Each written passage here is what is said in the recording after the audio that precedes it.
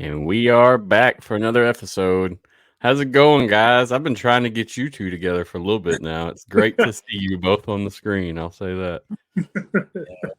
It's good to have Pat here to carry me.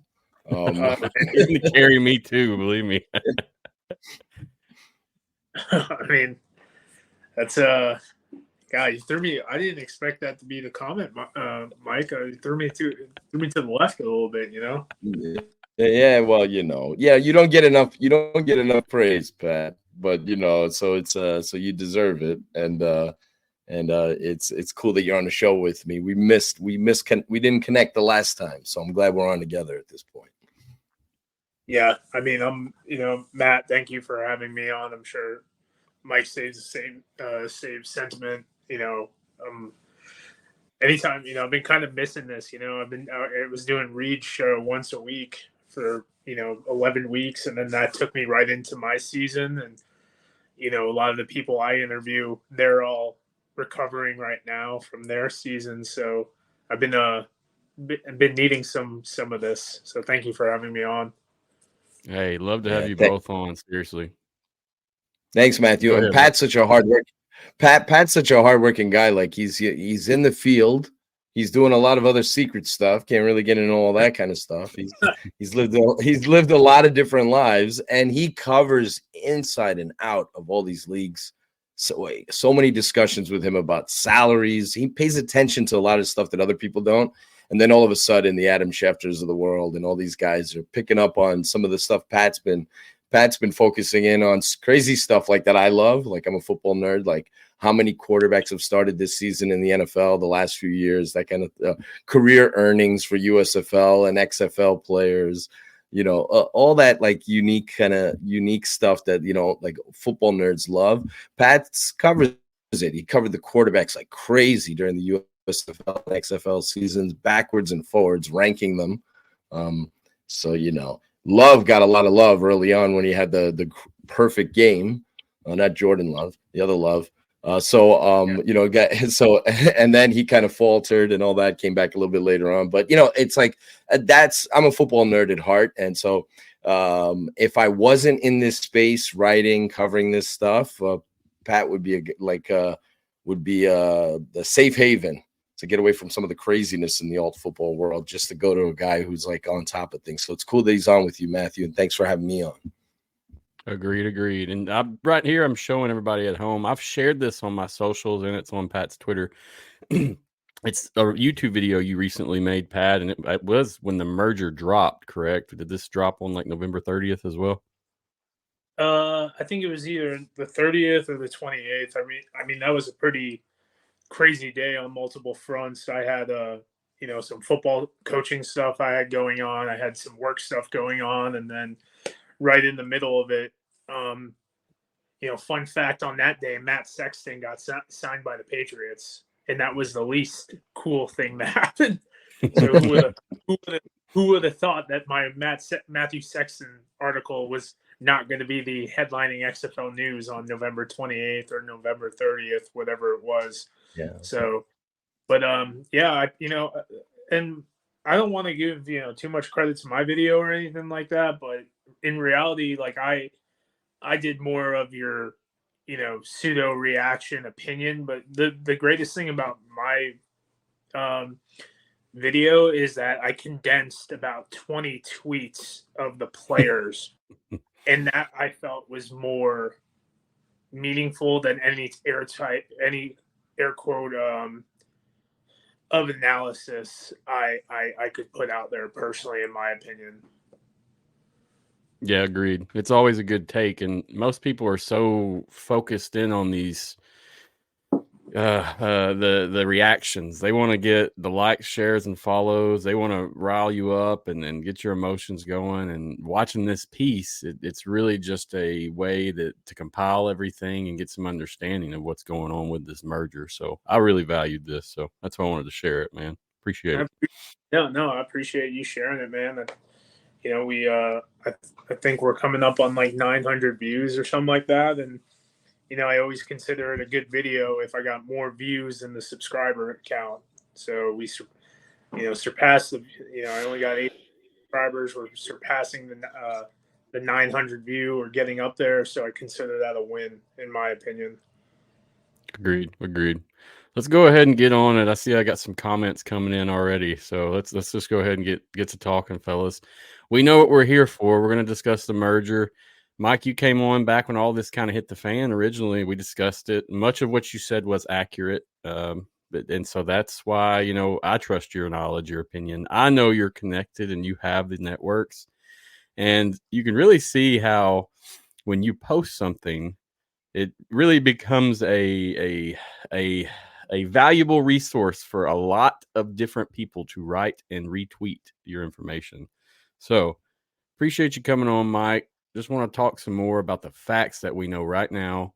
We'll go forward with your inside info and stuff after this, but let's just talk about the facts that we know right now. And as far as I'm concerned, go ahead. No, it's all good. You were going to say something as far as you're concerned. Right now, the only facts we know about this matter is the merger is official and that it begins on March 30th, 2024. Those are the facts of what we know. That doesn't mean those are the information is different or wrong. It just means that's all we have available right now. Yeah, for sure. Those are the two public facts that we know, right?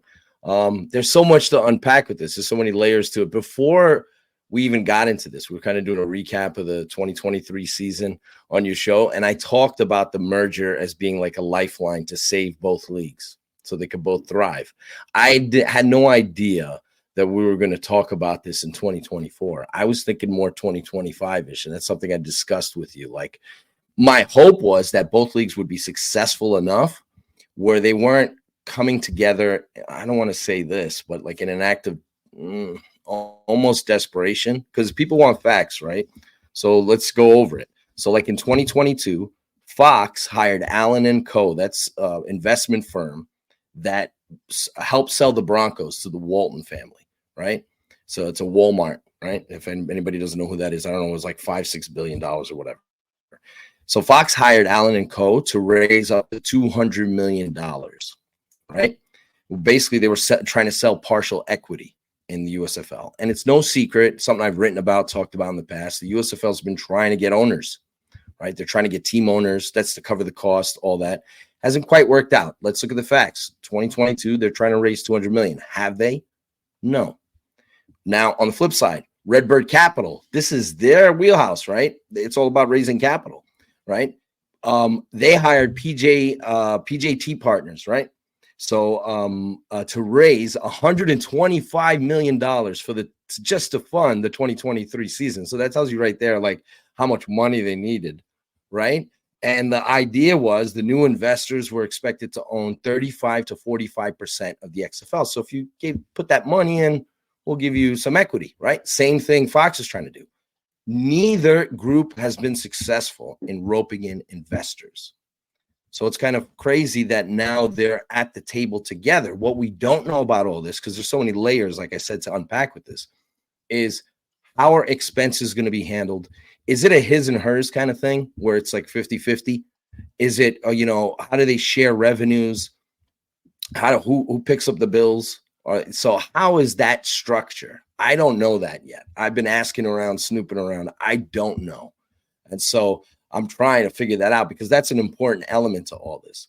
The DOJ, right? So there was a 30-day period for the Department of Justice to review the XFL and USFL's non-binding term sheet for them to merge, right? Intent to merge. They came back to the XFL and USFL, to Fox and Redbird, and they wanted more information. Now, what I gather, and now coaches and players are not going to be happy about this, the concern wasn't the paring down of 16 teams to 8, which is significant, a lot of loss of player jobs and coach jobs. They were concerned about also paring down staffing. So, which is kind of crazy, right? So, like the idea that all of a sudden, because the USFL, as bare bones as they are, they have a lot of staff members that work ticket sales, et cetera, et cetera. It's not as much as the XFL side. So the DOJ was worried about all of a sudden these two leagues become one. Now a lot of staff members lose work, the promotional guys, the ticketing people, social media, etc. So I think I haven't seen the paperwork, obviously, but I think they had to reassure the DOJ that there wasn't going to be a complete slashing in half. So like loss of jobs there, because it's weird because like the players are looked at differently than league employees. That's kind of messed up. Kind of like almost like an independent contractor thing. So so it's kind of, but they wanted this. Nobody wants to hear this, but the DOJ seemed to be more concerned about slashing in half staffing rather than slashing in half players. Be careful what you wish for, because I'm a football fan at the end of the day, and my dream was to one day see a fully formed XFL and a fully formed USFL come together and be a 16-team league champion versus league champion, interconference games, all that. And so when I first heard this news, I was like excited, but I have to be honest, like I'm not, if this is for the greater good and the longevity and for the potential growth and strength and for this concept to last, then so be it, right? But I know one of the sentiments I got from somebody at Fox was they were trying to sell me on the fact that we're weaker apart, we can be stronger together. That's cool, right? But I get that sentiment, but it's hard for me to be excited or too happy about the potential of loss of teams and brands. You're talking, I'm an OG Generals guy, so I don't want to see the Generals go. I understand Darius Victor and all these great guys, if they intend to play in the merged league,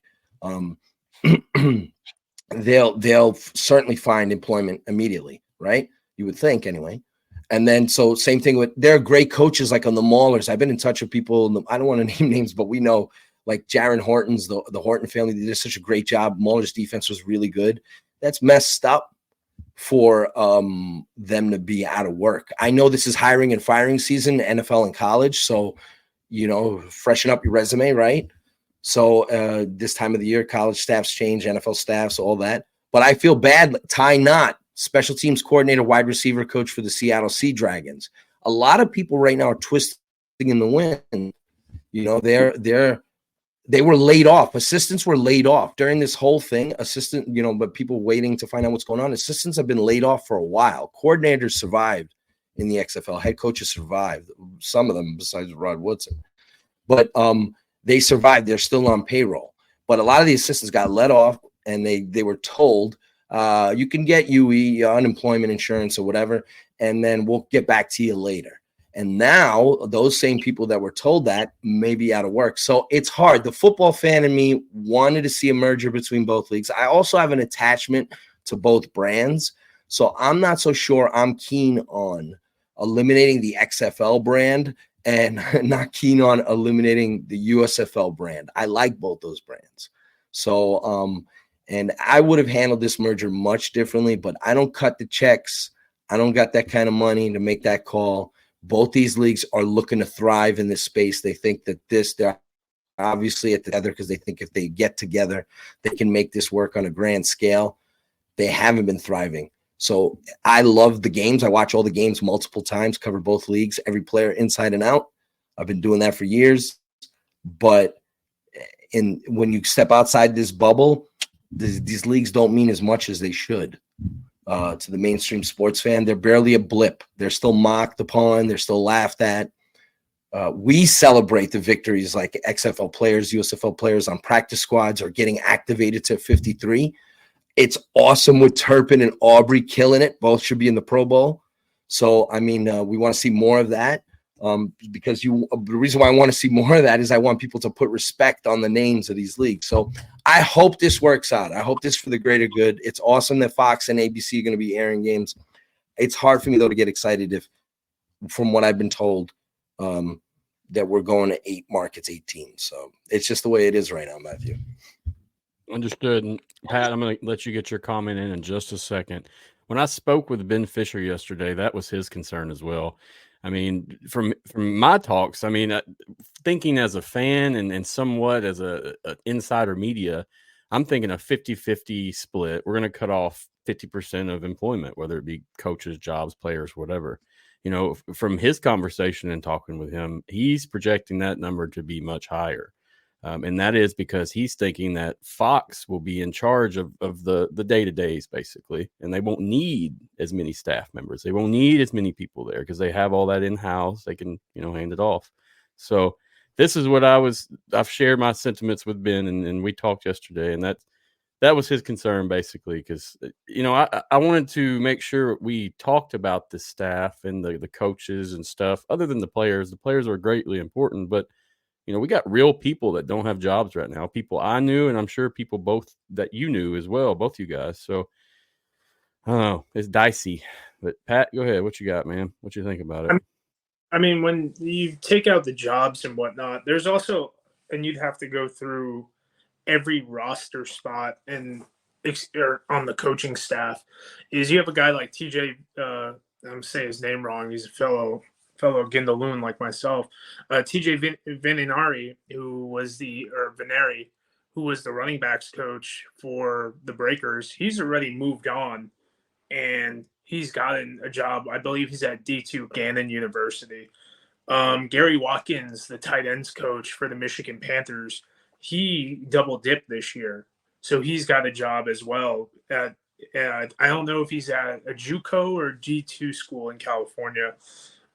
So apologies on that. So there are a lot of the coaches who are going to be okay and have moved on. And, the Roughnecks special teams coordinator, he went to, I think, Tulane sounds about right. And there's about 3 or 4 other guys who are already moved on. And I don't want to say the bigger and better things because, there's nothing better than being an OC for the Battlehawks, but there are a bunch of people who have filled that void of their employment. So I feel like the jobs are a little bit overinflated that are getting lost, but it's not a minor thing whatsoever. You're still going to be out, probably about 40, 30 to 40 guys and gals who are going to be, and that's just the actual coaching staff. We're not talking about player support, any of that goofy stuff. But keep in mind, some coaches already have moved on. Going with the players, we saw Bryce Tordarin and Sean Coyne get signed recently from the Maulers and Breakers, respectively. You got to think that they're being told something about a dispersal draft, right? Like that's the only thing you can hope that they do to go forward. And there's never a good time to cut these jobs, in my opinion, but I would have liked to see a kind of thinning of the herd in 2024, like stay pat, run skinny on the rosters. We're going to just take this loss of these 16 teams financially. And, in 2025, whether it's 8, 10, or 12, we're just going to regroup and reconfigure from our pool of coaches who are moving on, players who are retiring, going to the NFL. That would be, I guess, the air quote best way to do it as someone who's sympathizing with the people on the ground. But no matter what, you're going to hurt a lot of people's feelings. You're going to hurt a lot of people's livelihoods in doing this. And, God willing, you can look back in 10 years and these leagues have a higher esteem.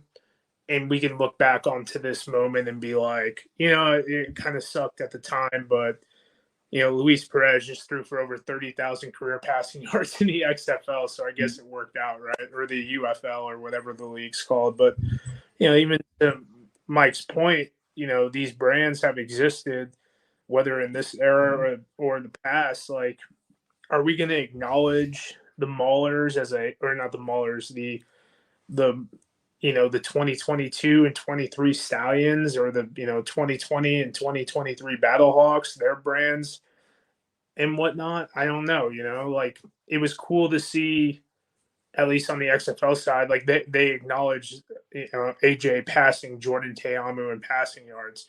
Something I was uber excited to talk about this year was the Generals really had 3 different quarterbacks throughout their 80s, and 83, 84, 85. They had Brian Sipe, Doug Flutie, and I think Bobby Scott was their big 3. DeAndre Johnson has 1,800 pass yards. So there's like continuity there to where he was going to be the all-time Generals leading passer.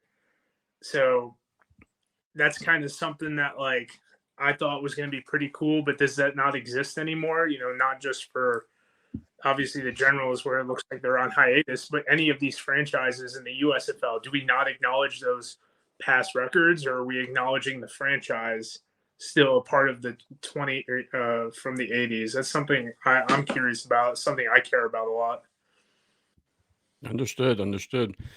In terms of the facts so far, I mean, do you have anything you want to add in just in general and what we know or what we don't know? I mean, 90% of what I'm going to get is from Mike. I talked to a couple of my contacts specifically with the Battlehawks staff, and it seems like it's, still getting the same business as usual. Unfortunately, some of those guys are finding out things through Mike, and it's a lot of regurgitated information that's getting pushed around right now. I've heard a couple of different things as far as training camp about when that's happening as well. Someone put out the tweet. It was like February 17th. One of the players told me it was like plus or minus 2 days. I mean, they're all figuring it out as well. But I mean, February 17th, February 15th range sounds about right. If you're going to do the 6-week thing, kick off on March 30th, and then let's go at it, balls to the wall, another 10 weeks. Matthew, you mentioned facts, right? So like I keep reaching out to the leagues, and for whatever it's worth, and let me just make sure I read this correctly. They keep saying to me that we are separate entities until we finalize the terms of the definitive agreement. Now, a lot of this stems from today. We had a very unique signing. Birmingham Stallions signed Gary Jennings, wide receiver who previously played with the Battlehawks in 2023. And there's a lot of people in the Battlehawks organization that are a little upset about that. But the truth is, because they figure that we're now a merged league. We have the rights to that particular player. But technically, a little bit of a loophole gray area right now. The two leagues aren't, at least from what they've told me, like they haven't finalized the terms of the definitive agreement. So since Jennings was released by the XFL, because you have to be released, that's another thing I want to get into because I'll get into that in a second. But he was released by the XFL in order to sign. That's how it works. In order to sign with Carolina. So, and then since he was released and Carolina released him, he's a free agent. So he's free to go wherever he wants. There's no you revert back. There's never been that, by the way. People fought me that last year. And then I don't know what it was, 70 USFL players jump ship to the XFL, whatever it was, thereabouts, right? So, and they said, well, how can he do that? He goes right back to the USFL. No, he doesn't. Cal Slaughter was with the Jaguars, whatever. They cut him. Now he's free to go wherever he wants. He's not under like a binding deal. So anyhow, the leagues, for whatever it's worth, the leagues keep saying we haven't finalized the definitive agreement yet. That's what they're saying. Now, there's a lot they need to finalize from a business end, reconfiguring the divisions, how things are going to set up. I know you mentioned, I didn't listen to that interview, but I'll get a chance to check it out soon. Ben Fisher claiming that maybe Fox is going to handle that aspect of it. I don't know, staffing or what have you. We'll see about that. But yeah, for whatever it's worth, and maybe for anybody who wants this thing to fall apart and for the leagues to go back to the way they were in 2023, maybe there's hope there that they haven't finalized the terms of the definitive agreement. They're so far along here that you'd figure that it's going to get done. So I hate to throw that monkey wrench into things, but there's the reason why the Birmingham Stallions can sign a player without because they're not officially, the merged league isn't official yet. So like you have to set up a football operations department. They have to set the guidelines, the rules. So maybe Zachary Potter, who's done a tremendous job with Stallions, no doubt. Maybe he's like playing loose with the rules there, fortifying his roster. So I don't know there'll be any repercussions for that, but he's well within the right to do that to improve his team. So he shouldn't be. Like it just seems like more of a gentleman's agreement than anything else. Like agreed, because we're all aware it isn't the UFL yet. So because if you notice the way it says it on USFL Twitter, it's terminated contract.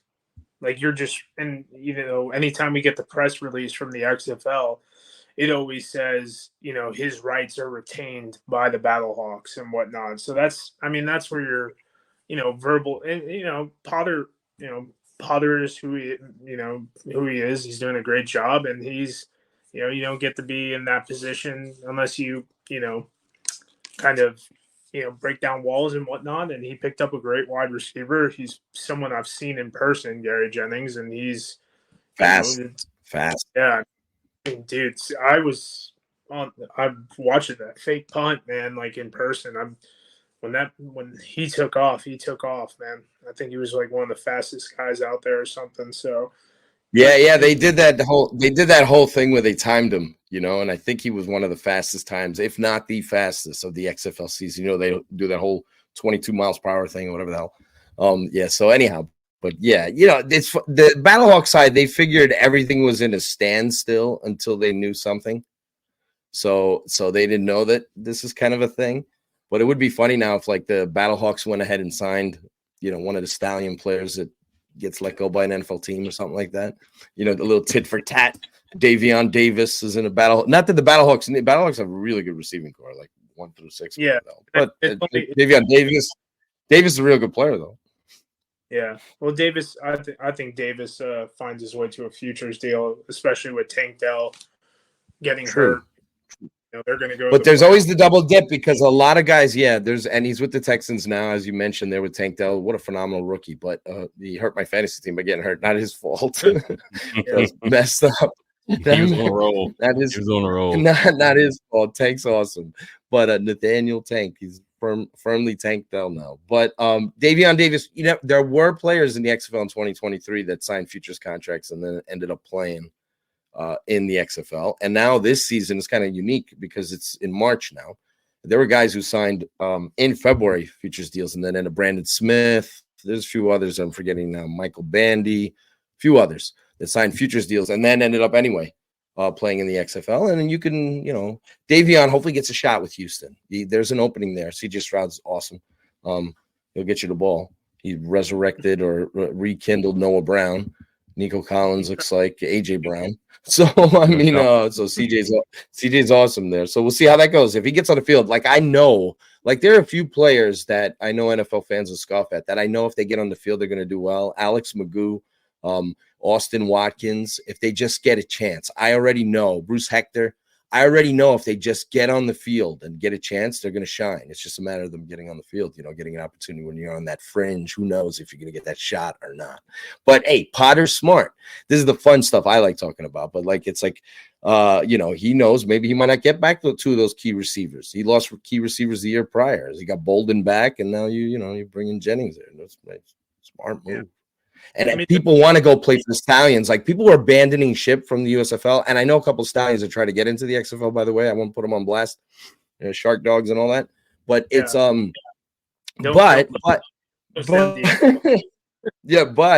however, if you're one of the teams you definitely want to play for in the USFL is the Birmingham Stallions. Why wouldn't you want to go there? Holtz has done a tremendous job. They have a great offense, great staff, top to bottom, Chavis, all that. So that's a team, and they're the sexiest USFL team because it's not great, the fandom there, but at least they do have consistent fans. So and all that, and they're champs. So there'll be a great storyline in the Merge League. Them trying to claim supremacy of the spring pro football land. So those games with their new brothers in the Merge League, the Defenders and everybody else, those could be a lot of fun. But anyhow. But, there's a lot of gray areas right now because back to the original, both leagues are claiming things haven't been finalized yet. So they got to do a lot of paperwork. There's a lot of legal stuff. I released the 8 markets. I'm hoping with all the backlash that maybe they add a few teams, but financially, I just don't see them doing that as much as I want them to. Fox at the same time, the XFL, their whole thing is they want to have their teams in markets. But the truth is, and as I reported last year, and they changed it, they were going to do the whole 2023 season in Arlington. That would have been a disaster. So to not have St. Louis play in St. Louis, DC play in DC, even if you're a USFL loyalist, and even if you don't like the XFL, you have to admit, the Defenders and Battlehawks, those two teams have the most invested fans, best game atmosphere. You cannot deny it, right? So it's like, and I'm sure the league wants that for every team. Michigan picked up some steam at the end. Memphis had some decent crowds. Birmingham was a little bit of a letdown. They should be better. That whole market should be into that team. They're just not as successful as they should be. So we'll see how this whole configuration works out. But the leagues, like I said, they're I wish they would add more teams, but it sounds like it's 8. The thing is, and I've seen there's been a lot of flack now because the guys like Mike Florio, John Arend, all these people, they've reached out to the leagues, and the leagues have told them, no, we haven't decided, we haven't finalized our 8 teams. And yet John Vogel out there, who does good work in this space, but he put out the term finalized, and then he listed the gamblers, and that would be cool, the 4-4 split. But everything I'm hearing is 5-3, and I keep hearing Roughnecks over gamblers. And now listen, it's like I don't want to choose between my kids. So I love the Roughnecks. I love the gamblers and their history. I really don't want to say, give me that one, not this one. And then, so that's a tough one for me. Like if it were up to me, if you're going to have a Houston period in the league, why not just put those 2 teams in one hub together? Let them play in Houston. Let the gamblers and Roughnecks survive. But I don't cut the checks, right? But everything I've heard to this point is, that the Roughnecks are going to be part of it. If it's the gamblers, cool. But I know that was put out there with the assumption after reading, some other person put the 8 markets out there. Someone decided to run with it's a 4-4, and they got some heat for it. And they continuously get heat for it. And so if it's gamblers, fine, that'd be cool. But I, as of this moment and last night, conversations I had, so I know Mark Thompson doesn't care running back because he's a free agent anyway. He can pick and choose whatever team he goes to.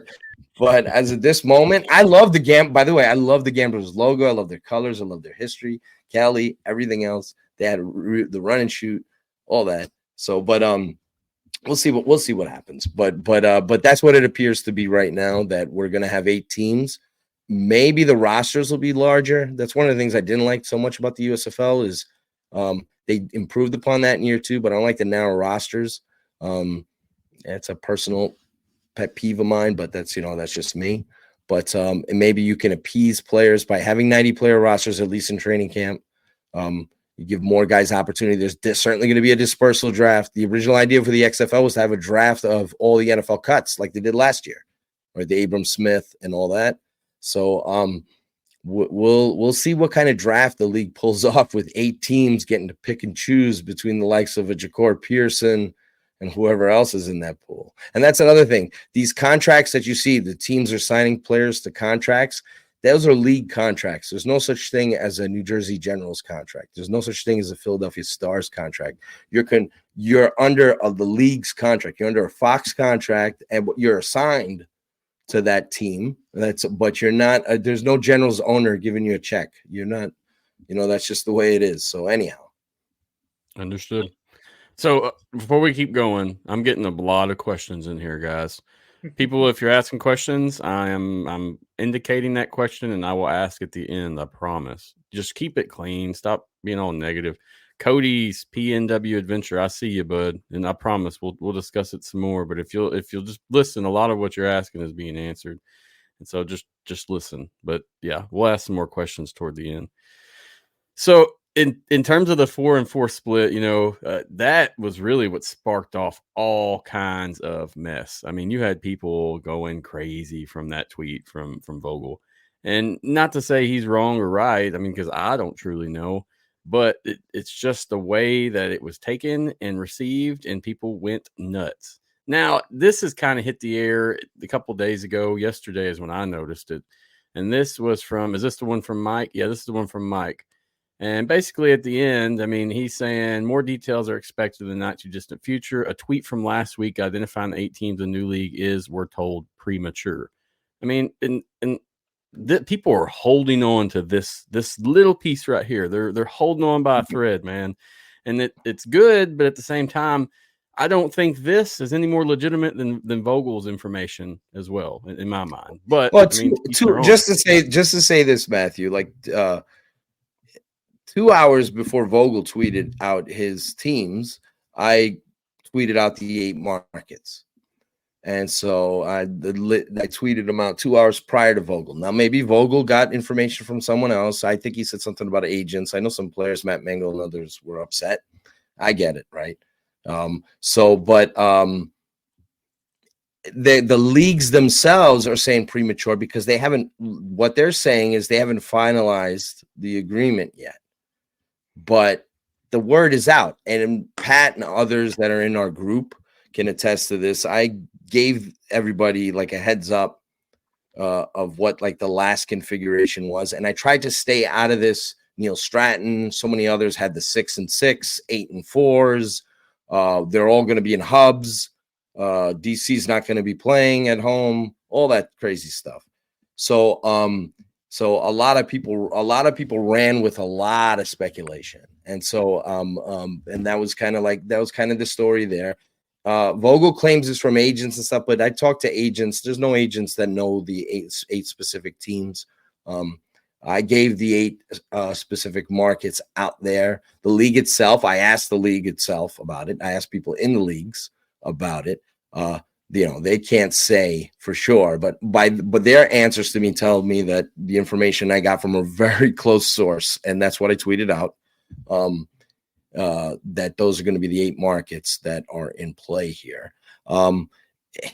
There's a lot of people that were, and I don't get it. Like, this is not, there were a lot of people celebrating the fact that we still had that tribalism going on.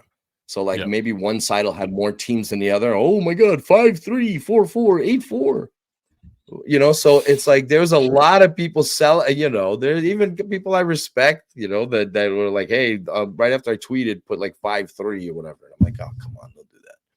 So it's like, there's some trolls out there that put graves of the XFL, which I kind of liked the tweet because I thought it was a funny troll technique.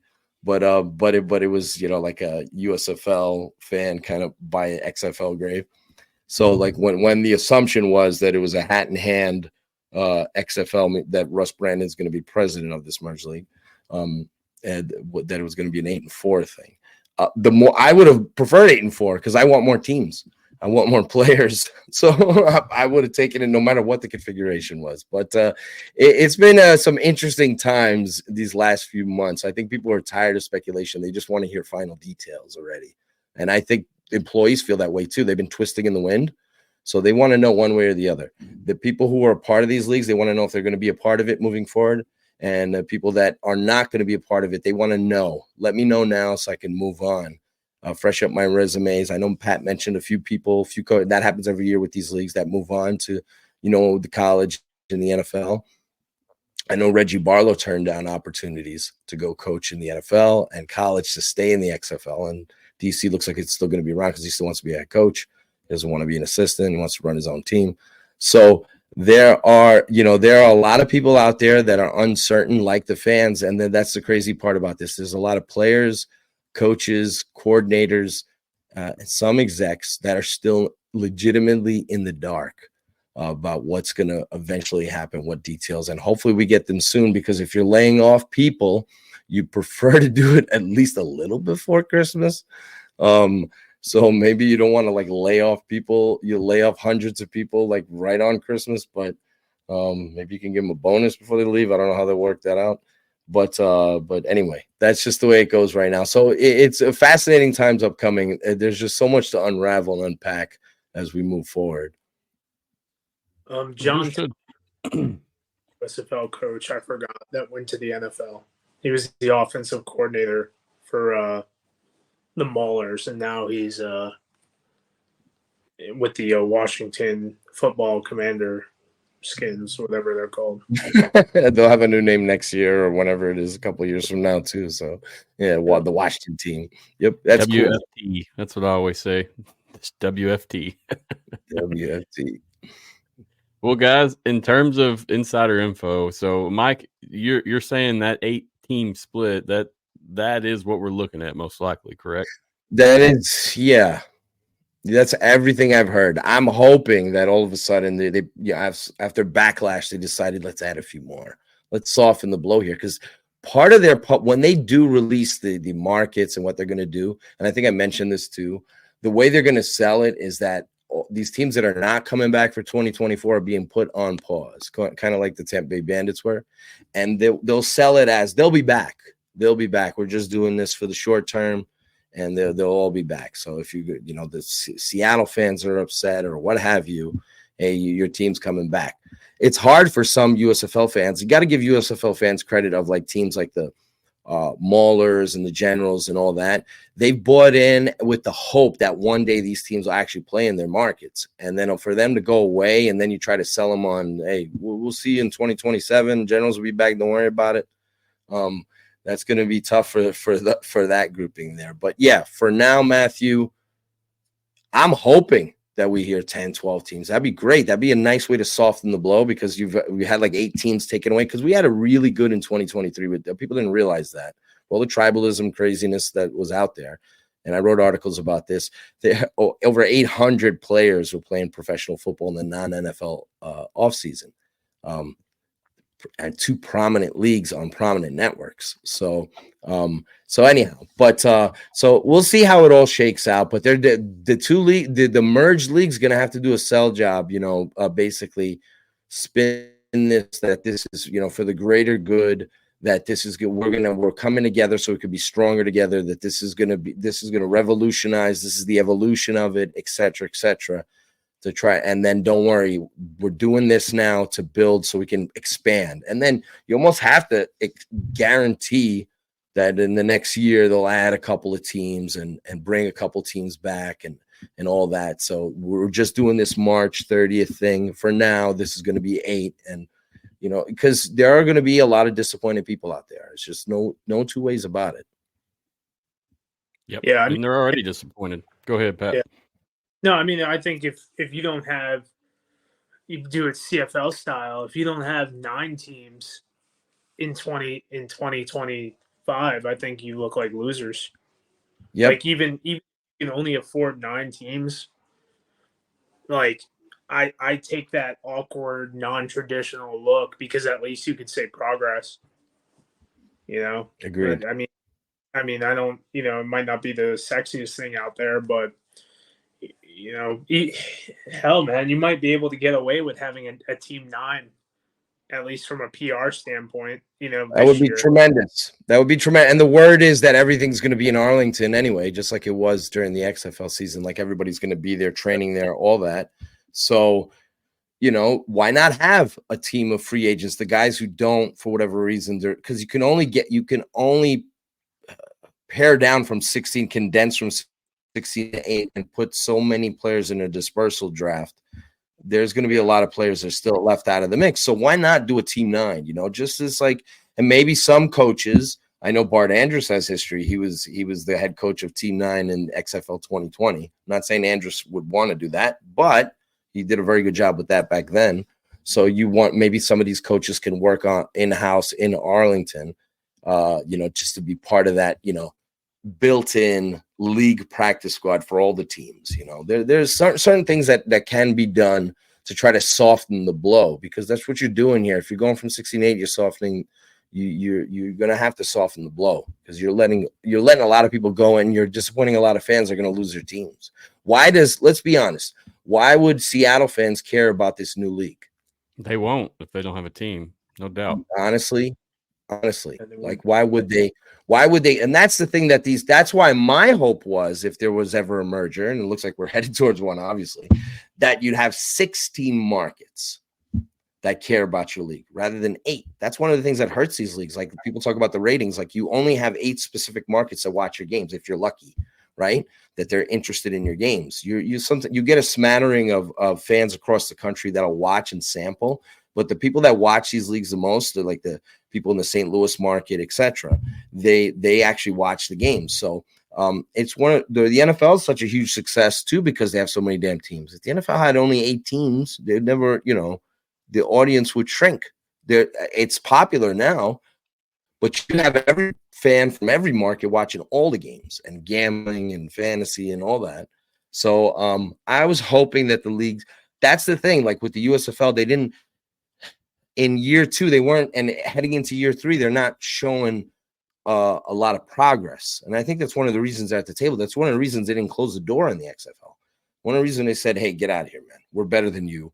No, they said, yeah, you know what? Let's do business with these guys. We kind of need it.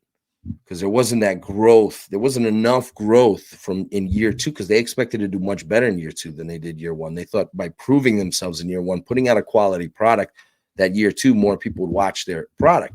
They do better ratings. They didn't. They do better attendance. They didn't. So, and it hurt because they had another competitor in the market space. But the reason why Fox is doing this is, because they feel necessity to do it, like they need to do it. Same thing with the XFL side. They feel like, we're not going to get any bigger unless we do this. So I almost see this as like a last resort kind of thing, like for both sides, like to try to, like, I'm telling you, both sides think they can thrive. They think the concept is worthy of it. But you get what you put in. I think that in an effort to not drown like every other entity has in this space, they've treaded carefully. And so to survive, and I think they have to get to a point where they thrive. You can only survive for so long. So I think that's why this merger is happening.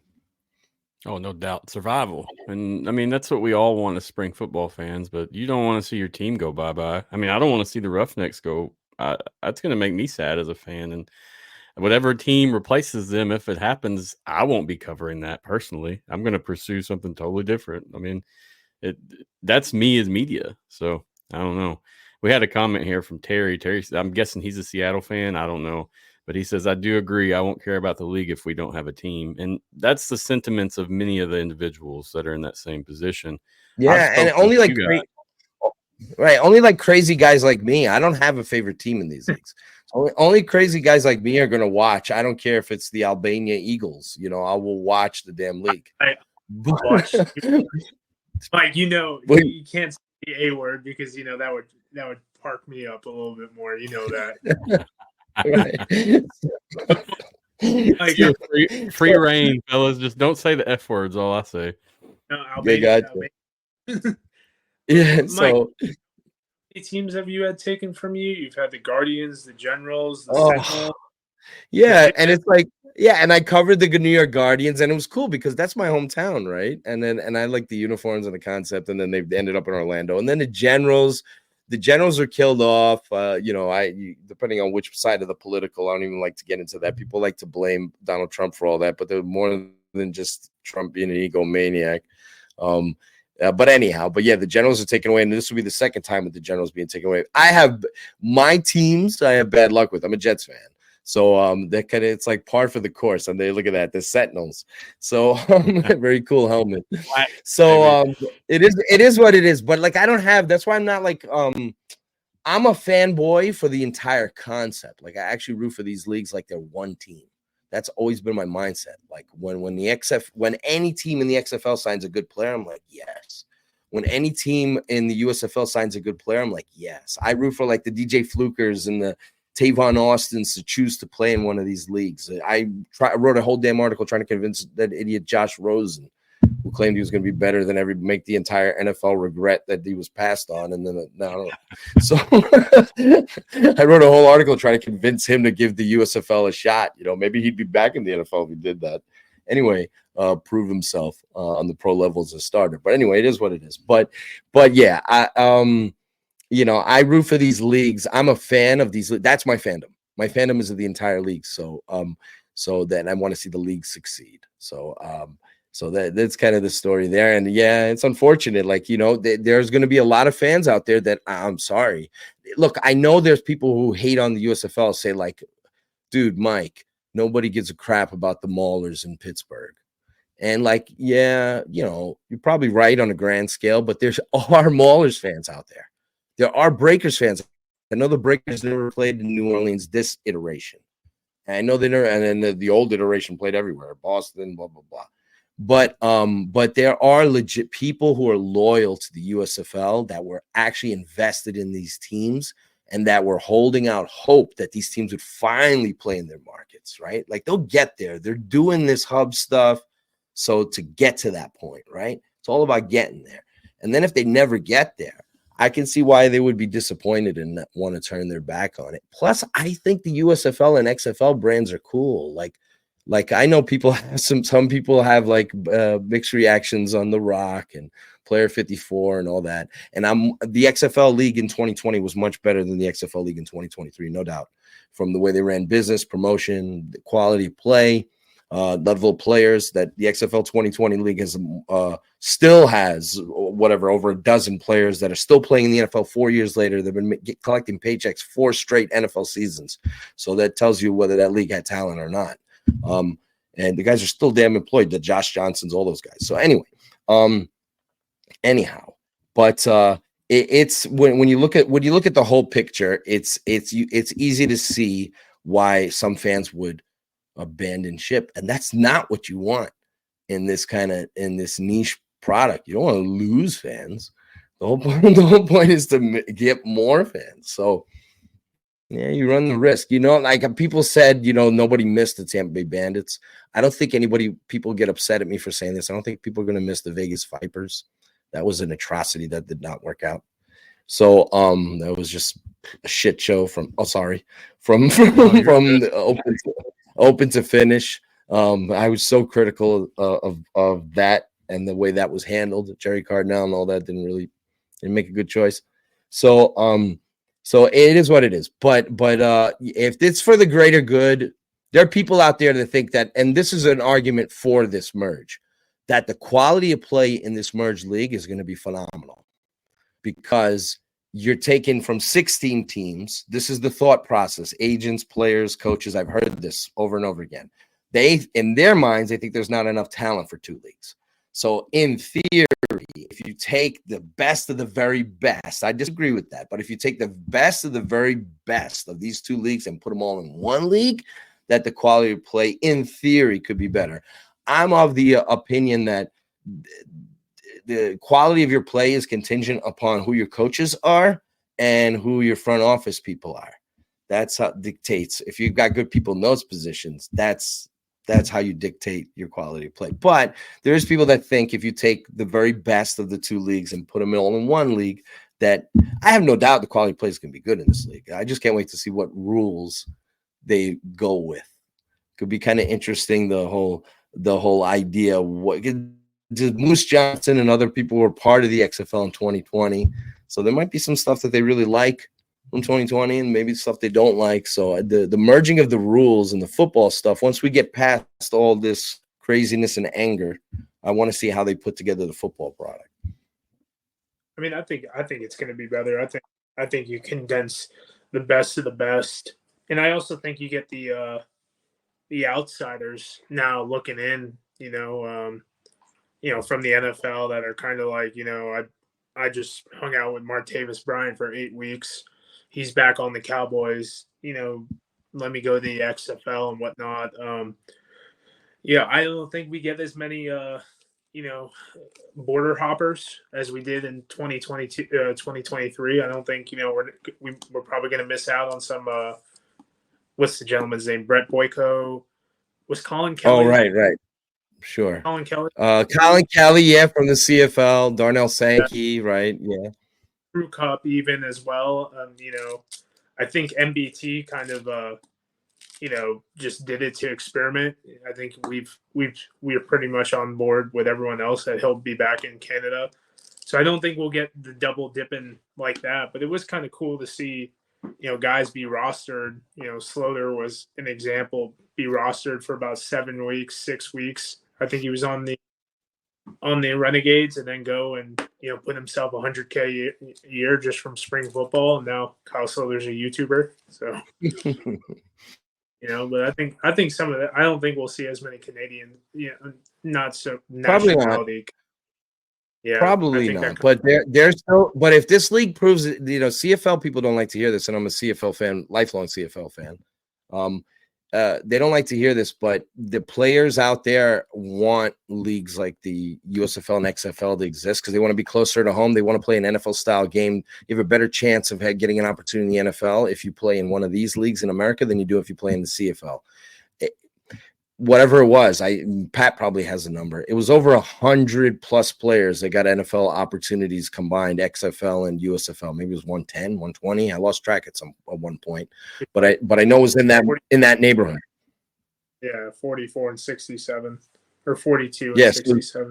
7, right? It was in that neighborhood, and I think a couple of guys on the XFL side, whatever, added on later, like AJ McCarron, deservedly so on the Bengals now, whatever. But either way, those two leagues had over 110. There wasn't 110 CFL players that got CFL player that got NFL opportunities in 2023. There wasn't. There's some very good CFL guys, Alex Singleton, all these guys that have made their way. We know, everybody knows about Cameron Wake, how great he was, all that. But players, my point is, American players want to play in America and have an opportunity and be home, be close to their families, and have an opportunity to play in NFL-styled league.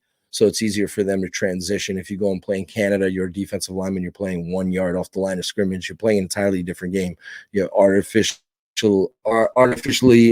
enhancing speed by running towards the line of scrimmage, even though the Miami Dolphins have found unique ways to use CFL, like waggle plays. But anyhow, with Tyreek Hill running full speed at the snap. But yeah, I think that this league has a chance. You're going to see the quality of play is going to be of high level. It always is in these leagues, even the AF, all that. But I think it has a chance to be even better. Because now you won't get that. Well, some players will choose the USFL, some players will choose the XFL. There's only one destination for it now. I feel like it's almost like the marketing for ticket sales. As long as they get adequate time to train and practice together, develop those skills, whatever, we will see some good stuff. But if we're rushing it and we're making it super fast and we're making decisions late as possible, might be a little choppy, but we'll see. I mean, but as I said with the ticket sales, if we hear in January that this is a go, it's definitely going to hurt some ticket sales. No way around that. I mean, well, you know what's funny, Matthew? Though, the XFL has been doing very well. Like a lot of these teams have been doing, surprisingly enough. Like I wasn't so sure if this would be the case, and I've spoken to people in the sales. Like Arlington's doing well, selling. DC's doing well. St. Louis, it goes without saying. They're selling a lot of the pre-sales are doing very well for these teams, despite the uncertainties surrounding the league. Seattle was actually. Sad thing is Seattle was doing pretty well too. They sold a good number of season tickets or pre-sales, all that. So kind of weird. I guess the refunds or whatever are coming up. But they're doing well. And I heard that a couple days ago, I heard that on the Fox side that Eric Shanks was impressed. He's been getting a look at the books and what's going on. He was impressed with the ticket numbers that they saw on the XFL side. Now, I don't know if that determines who's going to be a part of this merge league or not. Maybe more people retained on one side in terms of that, in terms of sales. The USFL side, unfortunately, has been so bare bone. They work hard over there to sell tickets. They bend over backwards, give away tickets, giveaways, all this. Their pricing point is so terrific in the USFL. You would figure they would do better. For whatever reason, it just didn't work out for attendance. But yeah, there's been positive signs for the ticket sales, despite the uncertainty and people not knowing what's coming. And now, no schedule being put out. It's going to be later now. We'll see. Presumably season starts March 30th, and then we'll end, if we stick with the traditional 8-team, 10-week regular season, 2-week playoffs. The season would end the weekend of June 15th. From March 30th to June 15th, unless you have a bye week before the championship like the XFL had, maybe at the end of June there. So there's that. So there are also agents and players. That's another layer, because there's also agents and players that prefer. You saw more XFL players sign on with NFL teams because a lot of you get an earlier jump.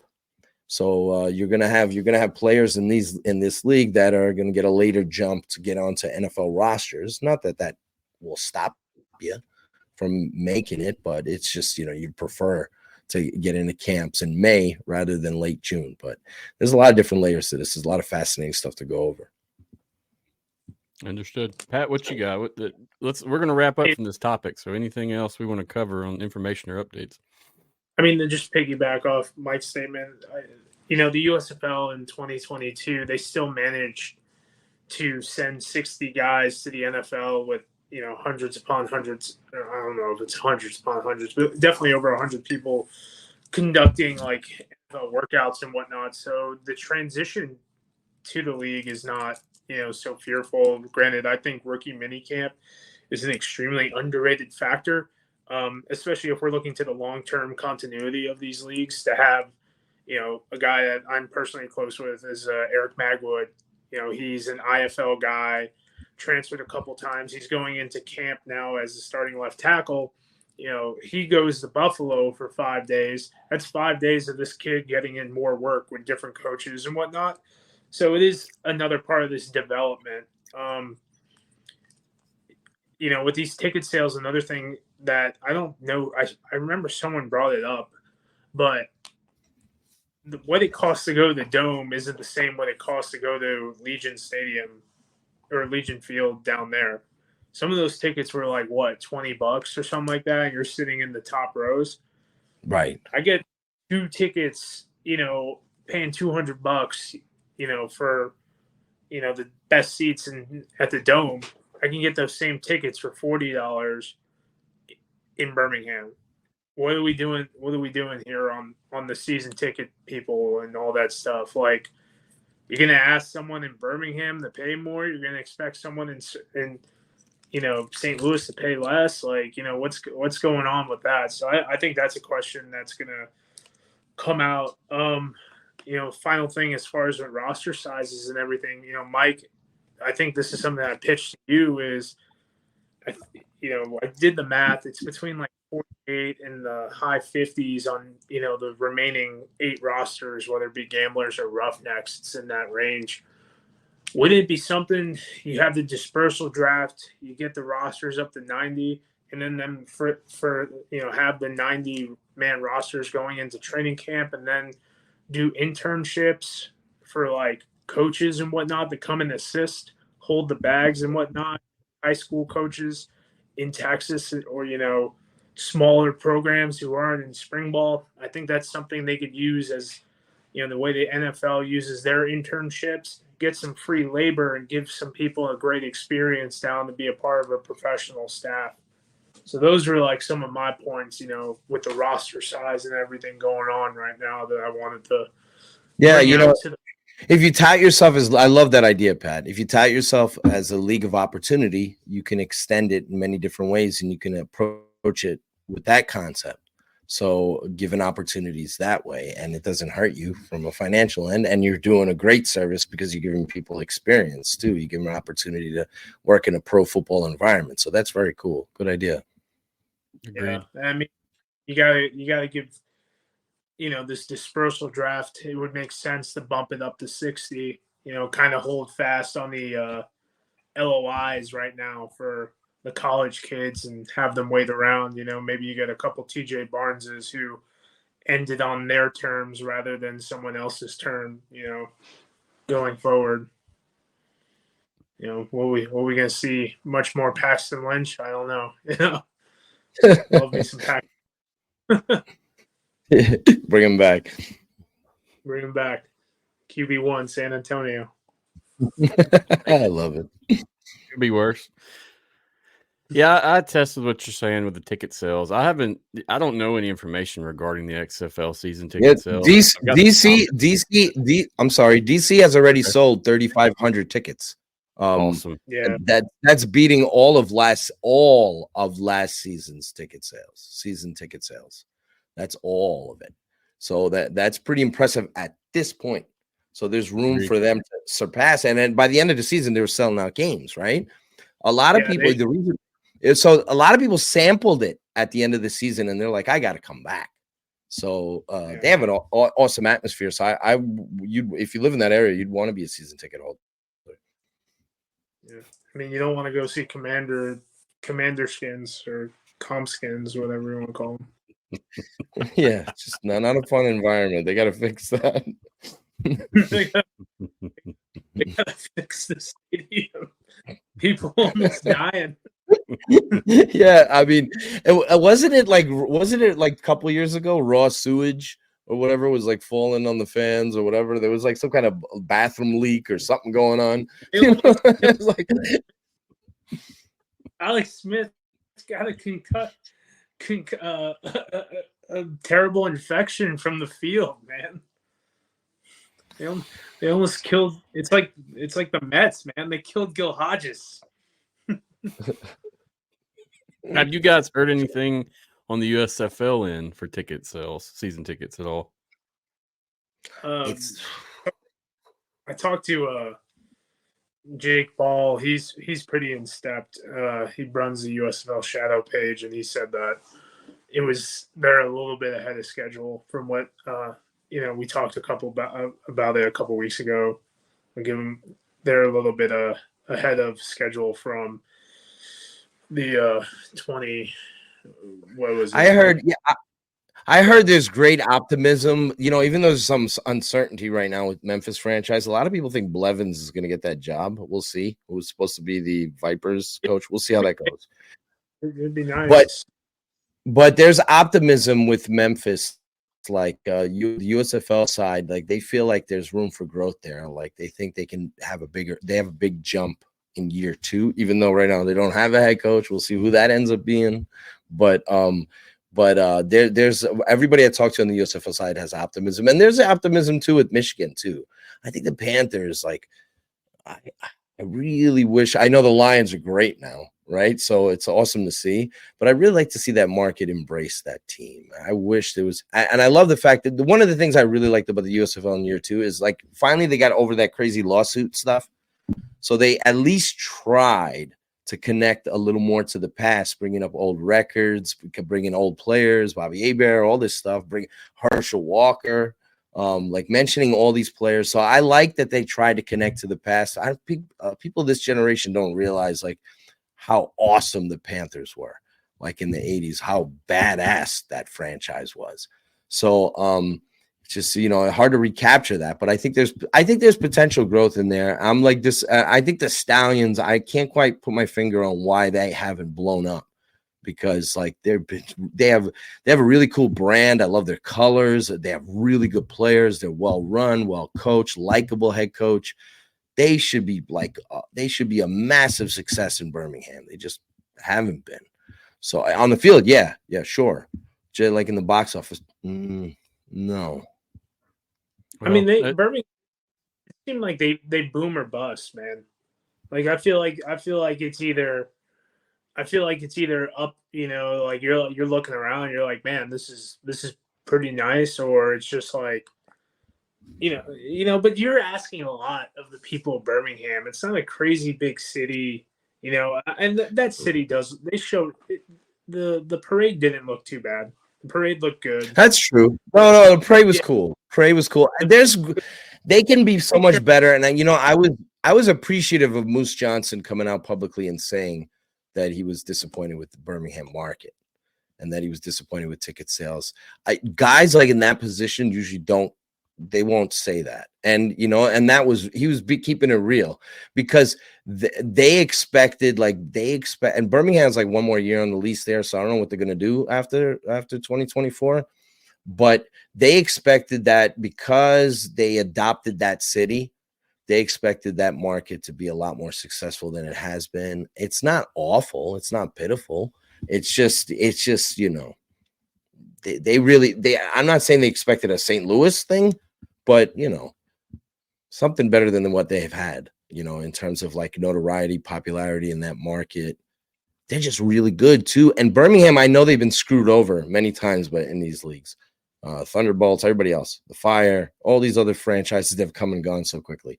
But they maybe that market will start coming around. And start, because they got a 2-time champion. I mean, so back to back.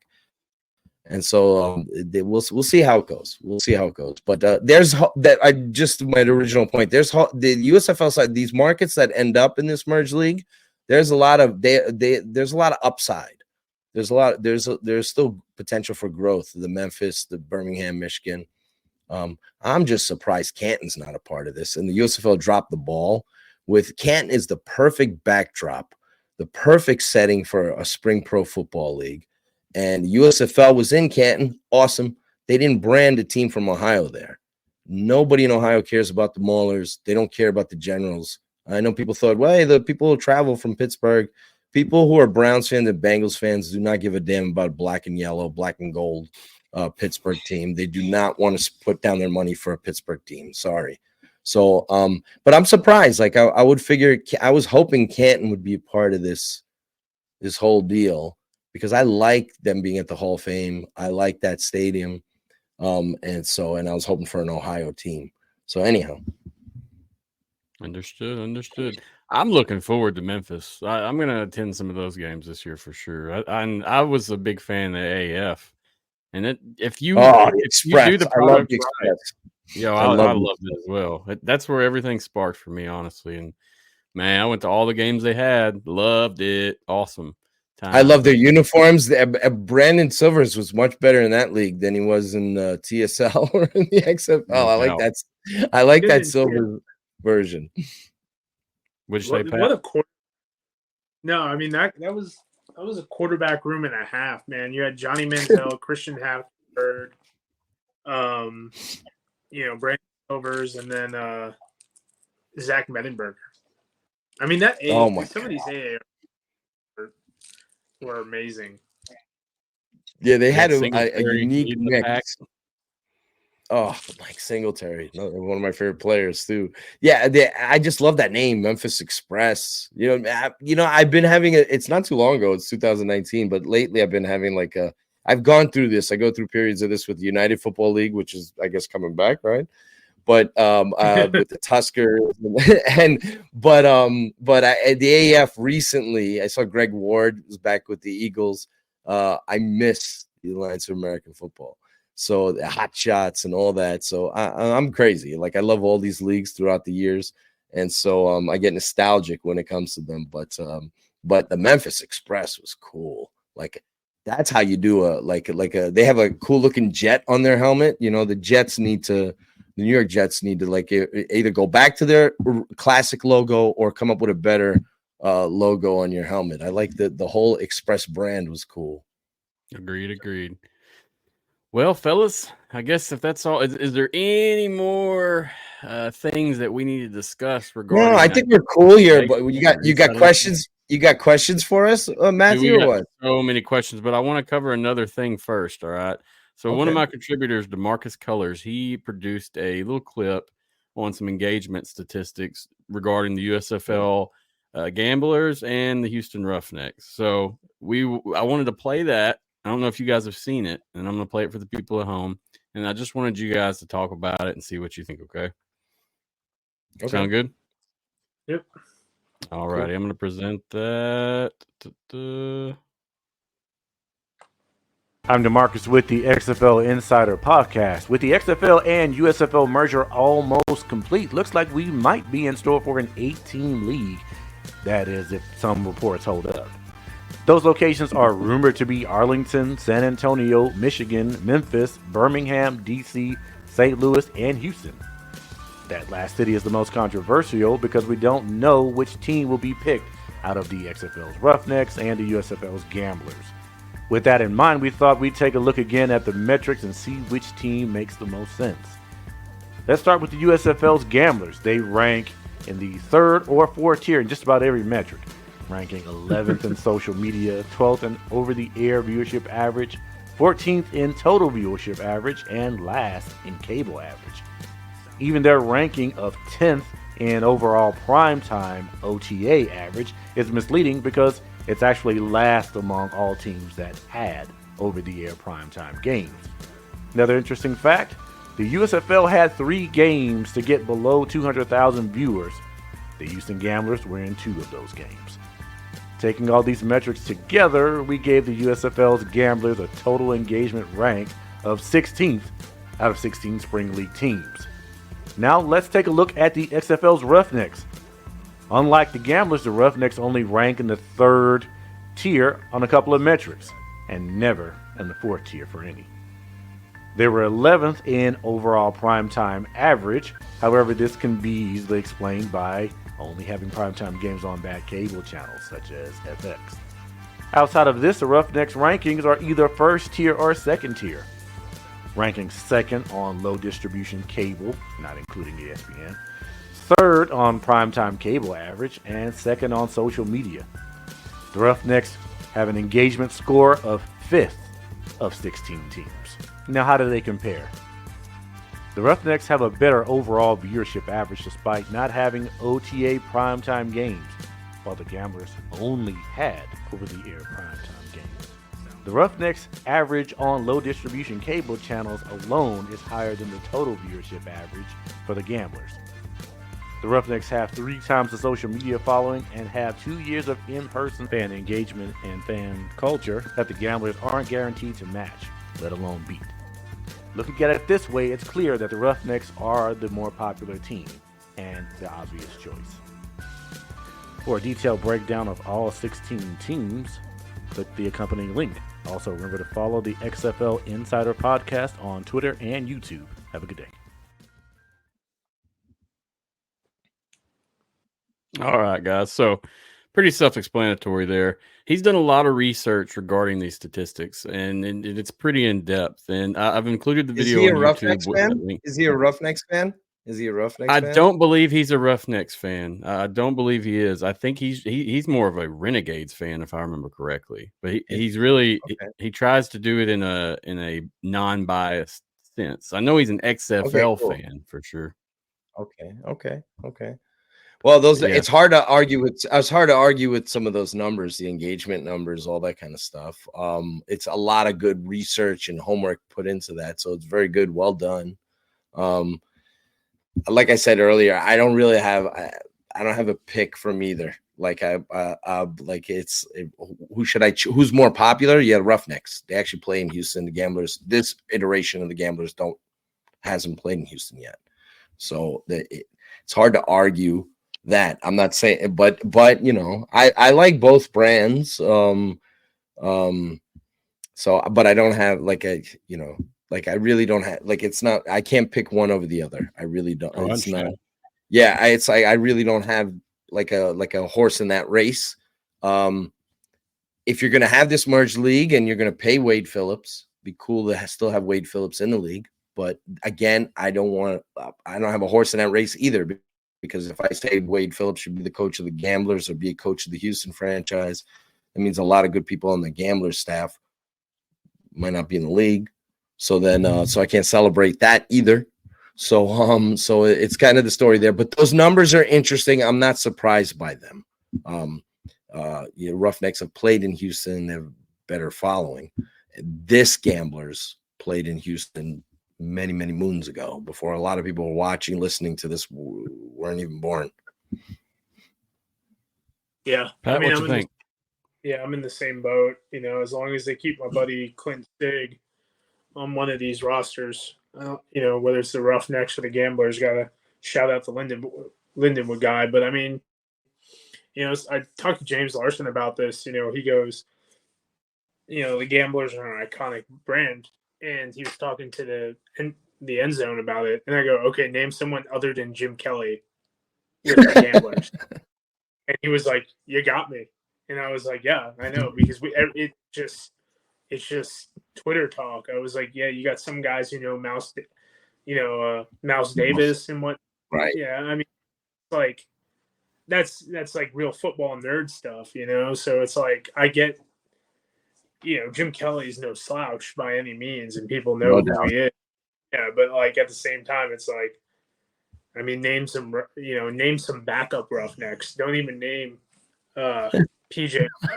You can name more Roughnecks than you could, Gamblers. It's the truth, and like a lot of I don't know how old James is, but and it doesn't mean just because you're younger that you're not a historian and you don't go into the past. I mean, I did that, I wasn't alive for Joe Namath and all that, winning the Super Bowl. So, you do embrace the past and study it. And that's a good thing to do for sure. But like a big thing with the USFL, and it's not to anybody's surprise, and we didn't really get into this, but the whole meeting with the Army military recruitment, a lot of that is, they're trying to get that huge sponsorship, and what the XFL's 18 to 49 demo, which was fantastic. That's something that the USFL really didn't have on their side. Their numbers tend to skew older, and the desired key demo is 18 to 49. So they're trying to sell that. We'll see how that works out, because these leagues need sponsorship, and that's a big selling point, which I guess it's not going to be the XFL anymore, which is weird. So anyhow, but the whole gamblers thing, I think it's awesome. I love the nostalgia. I like the players on their current team. I like the colors. I like the uniforms. Mark Thompson's very unique, but he's very talented. So it's like so, but what was that, Pat? They released Terry Wilson, the Kentucky kid. He was their best quarterback. They got curious move. Yeah. They bring inside the 5 pick. Yeah, so I would, if it was up to me, and you're going to have the Houston market, like I said, hey, spring for a 9th team. Why not just have the Gamblers and the Roughnecks both in this league? Let them both play in Houston, wherever they play. I heard Rice is out, though. I know Rice Stadium's been rumored as one of the places. And theoretically, if you're looking to save money, Houston could play in any one of the Texas locations, San Antonio or Arlington or whatever, for a year anyway. But I'm hearing Rice won't be the stadium that if Houston, in fact, plays in their market. But I wouldn't mind seeing the Gamblers and the Roughnecks in the league. But I know that's not happening. There's a lot of stuff that I would like to see happen that isn't happening. Understood, fellas. I just wanted to share that with you. He worked pretty hard on it, and I'm thinking it was awesome. It was awesome. It was awesome work. But yeah, I mean, my dog in the fight is I want Houston to stay. I'll be honest with you. I need it. That's where everything started for me, man. That's looking back. There's some good memories there from last year, and I really hope it comes across. But either way, I'm going to support the league personally. We didn't want to just argue our points and our opinions from what we think. We really wanted to produce some kind of information that really makes sense for why we think that. And so I think that's what he did there. And he commented in here, he was talking about his favorite teams, Renegades and Defenders all the way. Then he said the championship was hard for me. That was a tough one. It was like, you see that throughout sports, like the hot team that has a great regular season, they end up meeting the hot team in the playoffs that goes on a run and then they lose. And so that was a tough one for the Defenders to lose to the Renegades. Yes, sir. So, I mean, I'm going to move on from this, but like I said, I just wanted to share it, guys, see what you thought. And basically having everybody on tonight, I know it gets some eyes on it as well.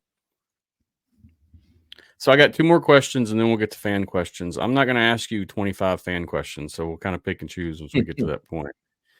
And some of these will be answered in the next 2 points. But, I mean, what's some major implications for both leagues? And let's start with the positives, because I already know the negatives. So, Mike, if you just want to go from there, you got it. Major implications? You're saying major positives or anything that needs to be noted? So if we got some positives, so, in terms of both are merging, we're going to have better gameplay. That's a positive. Both are merging and we're going to cut teams. That's a negative. So I'm just curious if on you guys and in your opinions, what you think those may be or what we may come across as the merger officially happens. I think exposure has a chance to be better. I know NBC's out of the mix, which is of no surprise to me. But like if you've got a fully invested ABC, fully invested Fox, ESPN, and they're cross-promoting, that's one of the things I loved about the XFL in 2020. They still have that Fox game, which was done by Burkhart and Greg Olson, is still the highest-rated non-NFL pro football game since the original XFL. There was a Guardians Vipers game on Fox. So the cool thing about it was Fox was promoting games that were upcoming on ABC. ABC was promoting games around. So I like that marriage. So I do think the exposure marriage can be very good for ratings. Obviously, they're not competing against each other. So now you're not siphoning off the audience. So now you have a chance for growth there. You have one home for all non-NFL players to come play in, one prominent home. So their quality of play can be very good. They put their resources together and they handle it correctly. Promotions wise, they can sell a lot of tickets. They can make it the hot. It's going to take time to push that UFL brand though, if you're eliminating the XFL and the USFL. those are the major positives I see: exposure, talent, pooling their resources together, and so that's some of the major negative is obviously the short term. Hopefully, it's not long term loss of jobs. You go from 16 pro football teams into space to 8. So those are the negatives that I see. Understood. Pat, what you think, man? I mean, in the end, as long as they have this league continuing to go and to continuing to employ, these guys who needed the opportunity, that's my biggest win. Unfortunately, it is still the biggest loss is we're cutting those opportunities in half. I mean, There we go. We're back.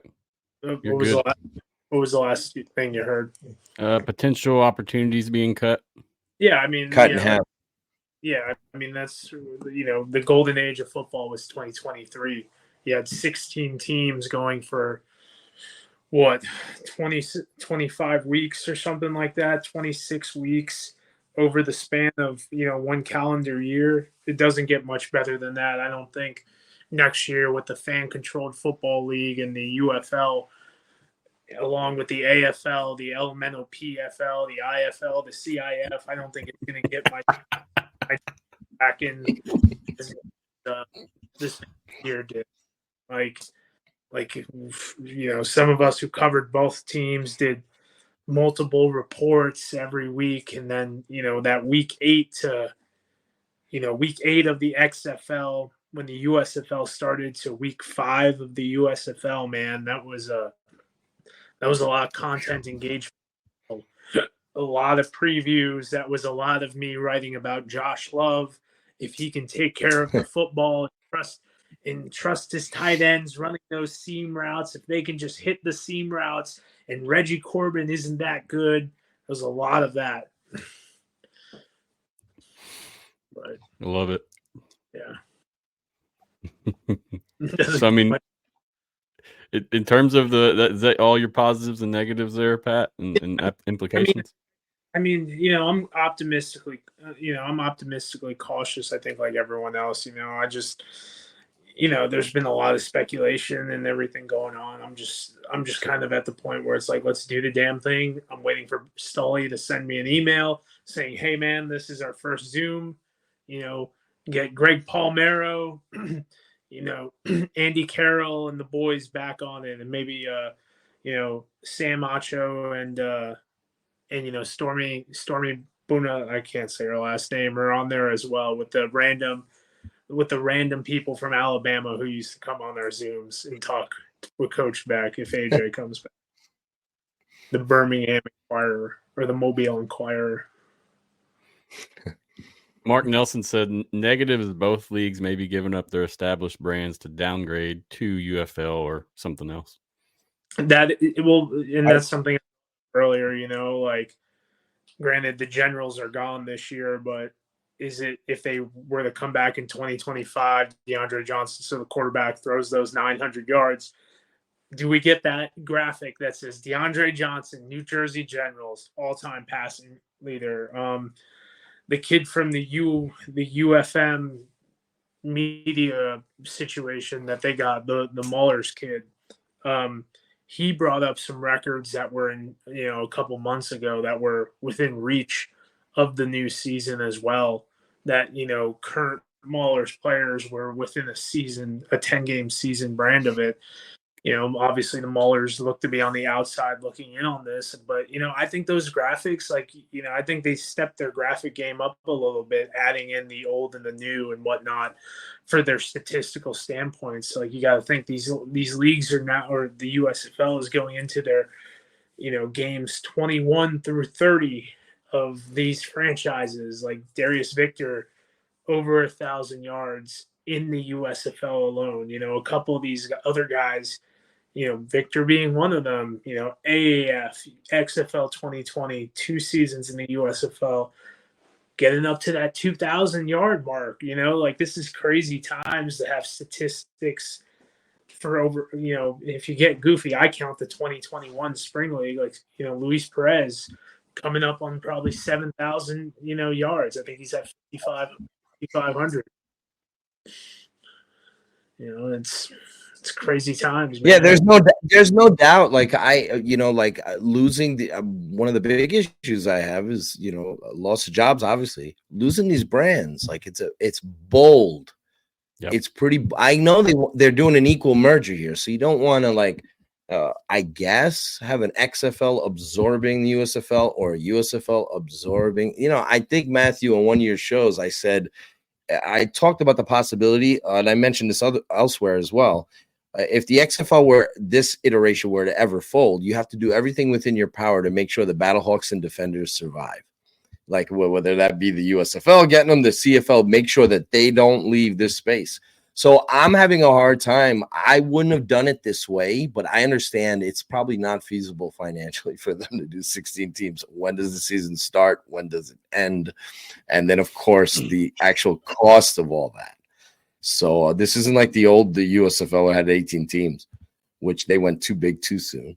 But anyhow, but yes, I'm not sure that letting go of the USFL brand is a good move. And I don't think it is. And letting go of the XFL brand is a good move. And then Pat's saying, Pat likes the history that's attached, the recent history that's attached to these players. And then you can add the old history too with the USFL records, with the generals and showboats and whatever. And so, they getting behind a whole new brand. So it's not. This is bold. Everything they're doing here is bold, and there's no question. I didn't see the need for it. Like for me, I would have a USFL side and XFL side, interconference, like two conferences. But maybe you can't have two conferences with only 8 teams. I suppose, I don't know, maybe 2 divisions. But I wouldn't have gotten rid of the brands. I would have kept the brands, and then you can just the whole ball of wax at the end could be the United Football League Championship when you have the XFL champion, USFL champion meet, and then so you can share rules, you can do interconference games, you can do all that. That's kind of like I would have done it because that's like the perfect. That's the way I see it. Like if Marvel were to fight DC. I would, I don't want like Marvel to take over DC and then it to just be called Marvel. I would like, I want to see, the DC guys team up against the Marvel guys and fight each other and all that. So I thought it would have been cool, much more fun than the tribalism that we have in this space. If we had like real trash talk between the USFL and XFL fan bases, like who's better. We still might get some of that in this new UFL merged league, but losing those brands is tough for me. Yeah, I'm just kind of tired of all the names. We got to find a name because it's getting old real fast. And I know when the drops came a few months ago or a couple months ago now, one thing after another with names. I just got sick of it. But you can see here, Mike said supercalifragilisticexpialidocious FFL. About accurate, to be honest with you. All right, guys. Last thing I got on my end. I just want to know what your opinion is on everything and how you think this is going to affect the future. I mean, your best outlook or your worst outlook, whatever you want to discuss here. I mean, I think this has I think this has a chance to be the last chance. Like if this doesn't work, there'll be others that come around, but like that attempt this. But I think this is the last effort for this to work on a grand scale, unless the NFL tries again, because people forget the NFL tried to do a spring/summer league. They bled money like crazy and then closed up shop. And they had the World League of American Football. I lived that. New York, New Jersey Knights. They had teams in Canada. They had teams all over the world. They had teams in markets that were non-NFL markets, and nobody cared. And I know it's a different world now than it was 1992. Then they did NFL Europe many years. They had so many great players, Hannah Vinatieri, Kurt Warner, etc. But unless the NFL, and I know that these leagues kind of hope the NFL will fully endorse their new merged league and maybe one day, like start, putting money into it or something and become the official league, developmental league for the NFL. But I think that's my major takeaway from this. If this doesn't work, I don't see – there'll be other leagues that show up. But this has a chance to be a successful, long-lasting spring pro football league. I hope it is.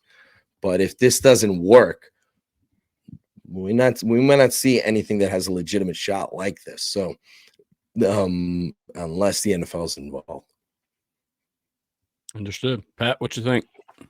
I mean, cautiously optimistic. I've been making the joke of the quality football league.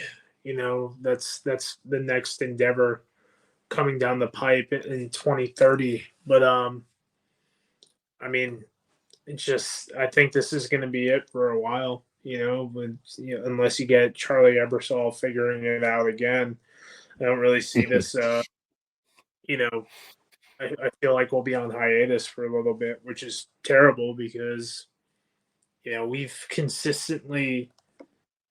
A lot of people don't want to admit this, but we've only had a 1-year break since 2009 of alt football, outdoor alt football. We went 09 to 12 in the UFL. We didn't have anything in 13. 14 had the fall experimental football league, which saw the way of Josh Freeman, another team that Mike had ripped from him. Brooklyn Bolts. Which had, Josh Freeman was in that league. Mike Golick Jr. There's like 2 or 3 guys that transitioned to the NFL from that league. I think Taj Boyd was in that league. We went Jake Heaps, who's Russell Wilson's trainer, was in that league. We trained from that to Brian Woods' spring league, starting out of Westlake High School or Lake Travis High School in Austin, Texas, to the AAF, to 2020 XFL, to the Fox's spring league in 21, to USFL, so I mean, we're going on, years upon years of these leagues existing and thriving to an extent, entertaining, people. And I mean, it's going to be, people don't realize how we've had these leagues, and these leagues continue to allow players to have a platform, not only to go to the NFL, but to like make a few dollars on the social media side, Yeah, there's been quite a few guys that take off on socials, like Kurt Benkart. He does a lot on socials now. And Kurt, I don't know how much of the XFL helped him out, but I mean, yeah, that's true. Because they should have used him for that. They should have used him to kind of benefit, and eat off that a little bit. But sure. I mean, KJ Sales and destroying are good enough, I guess. I don't know. No comment.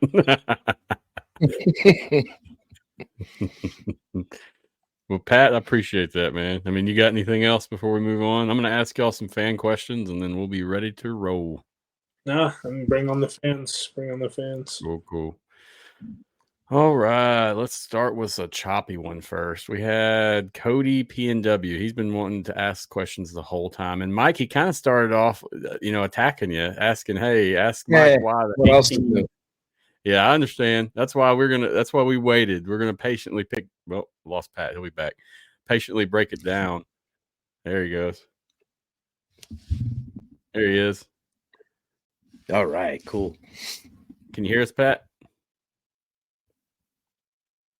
You're muted. We had to go from the iPhone to the computer.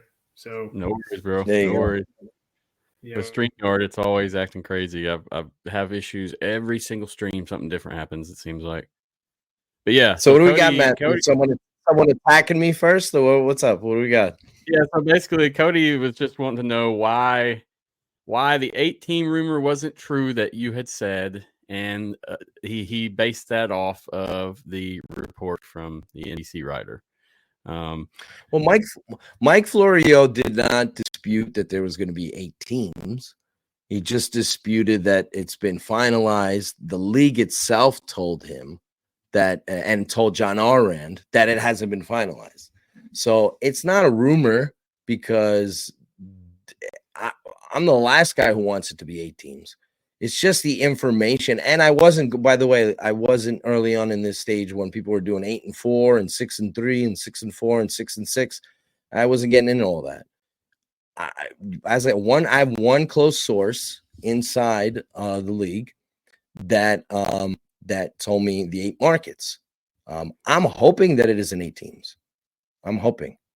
But one told me that because of budgets, because of finances, because of their plan, because of how long the season would be, that there's only going to be 8 teams in 2024. I've been sold on the fact that there could be more down the road. Now, if it's not 8 teams, I'll be happy. But I'm just telling you what someone inside the league. It's not me making it up. It's just what somebody told me. And that same person told me that, and I told everybody in my inner circle prior to it coming out, that the merger had been approved by the DOJ. And then I was on social media with the Jon Snow deal, saying that it had been approved. And so prior to the next day, everybody reporting it. So that's kind of the story there. I know people want the 8 teams to not be true, but and so hopefully you get what you want. But I'm just the messenger. I'm just telling you what I've been told. Understood. Yeah, I just wanted you to break that down. I figured that was going to be the answer. I mean, and I'm sure after listening to this, he's probably realized that as well. I don't see any comments coming in from him anymore. So no, it's cool. I appreciate it. I'm not. People are so angry and they're hopeful that I keep getting it every day. I get messages. Hey, Mike, is it going to be more than 8 teams? Have you heard anything about them saying maybe 12 or 10 or whatever? And I'm frustrated as other people are too, because I was looking at it like, again, it's not my money, but I'm thinking, hey, Fox, you don't have 8 markets anyway. You have teams sharing stadiums anyway. Why not just do what you were doing before? Just, hey, just have these teams playing with the Stallions and playing with the Showboats and all that. I mean, it's like you're not spending that much more money. You're not, so I want there to be more teams. That what I want as an individual and what the information that I get are 2 different things.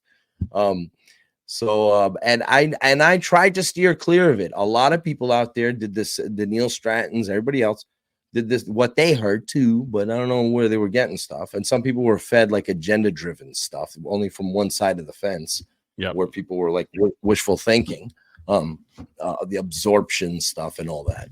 So it's, I steered clear of that 6-6, 8-4, 9-3, this and that and the other, until I got information that was, and I shared it with people in my inner circle, Pat and others, is like, hey, this is what I got. And even the people were mad at me, like that I didn't trust them as sources. But when I get one very close source inside the league that's in a pretty prominent spot, I have to trust that information. So those are the 8 markets. I will gladly, and it's not me eating crow, it's just information that I'm relaying to everybody else.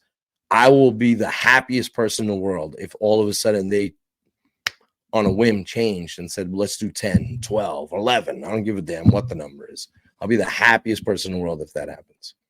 Understood. Good answer. No, I didn't want to hit that first, but man, he was on it the whole show. No, it's cool. I'd rather be addressed because I don't frequent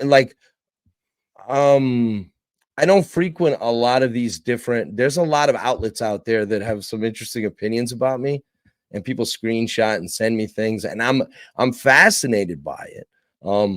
But I'd rather address it. Like if people have like certain things they want to say, let's talk about it. Agreed. And that's what we're doing here. We're not trying to shut people out and say, hey, this is fact. Shut up. We're talking. We're discussing. They have the opportunity to interact and ask this for that purpose. Pat, you got anything you think on that before we move on? I just wanted to ask you. I didn't know if Okay. No, I mean, I think that was obviously more directed at Mike. I mean, for sure. It's I mean, I've seen some of the stuff Mike's showed me, and I've heard some of the things that have been a part of his source team and whatnot. I don't know. The only thing that really irks me is when you got people who aren't on, who are the sources, and I mean, dude, there was a couple of USFL signings that like I knew months out that they were going to happen from, I do some work with their agents, and I mean, I don't go out and, because I don't need to be the first dude to tweet that like X player got signed and whatnot. I mean, like, it's just sometimes you just gotta respect the friendship or the professional relationship, with that coach or that agent that rather than just get like an extra 9 likes on Twitter or something like that, man. Like, yeah, sometimes, yeah, exactly. And I'm really, and like, that's cool. I respect that, Pat, because I'm the same way with that. Like, I don't label myself as an insider, by the way. I still haven't done that. And I'm not fishing for likes or engagement or impressions or any of that stuff. And a lot of the information that I get is off the record. So it's, but I share with people that are close to me because the people that I trust. And so they know what the deal is. And when they say, where do they get these sources from? They don't realize that people are like in on conference calls that are getting direct emails that are sent to staff members, from presidents and such. So they don't understand that it's not the night prior to when I said things were approved. I did it in a sneaky way because I didn't want to blow up the spot of the individual who gave me the information, but I wanted to do it like as like a fun little thing. But you get a lot of people who can get upset at you in this space, and that that night it was treated like guesswork, and it wasn't guesswork. Like, it's not a lot of this. Nothing I put out there is ever going to be guesswork. I wish I could do guesswork stuff. That's fun. That's like fan stuff. That's for fan people to do. If you're in a position where you're a writer or journalist, you can't do guesswork. Yeah. I mean, I also just don't want to.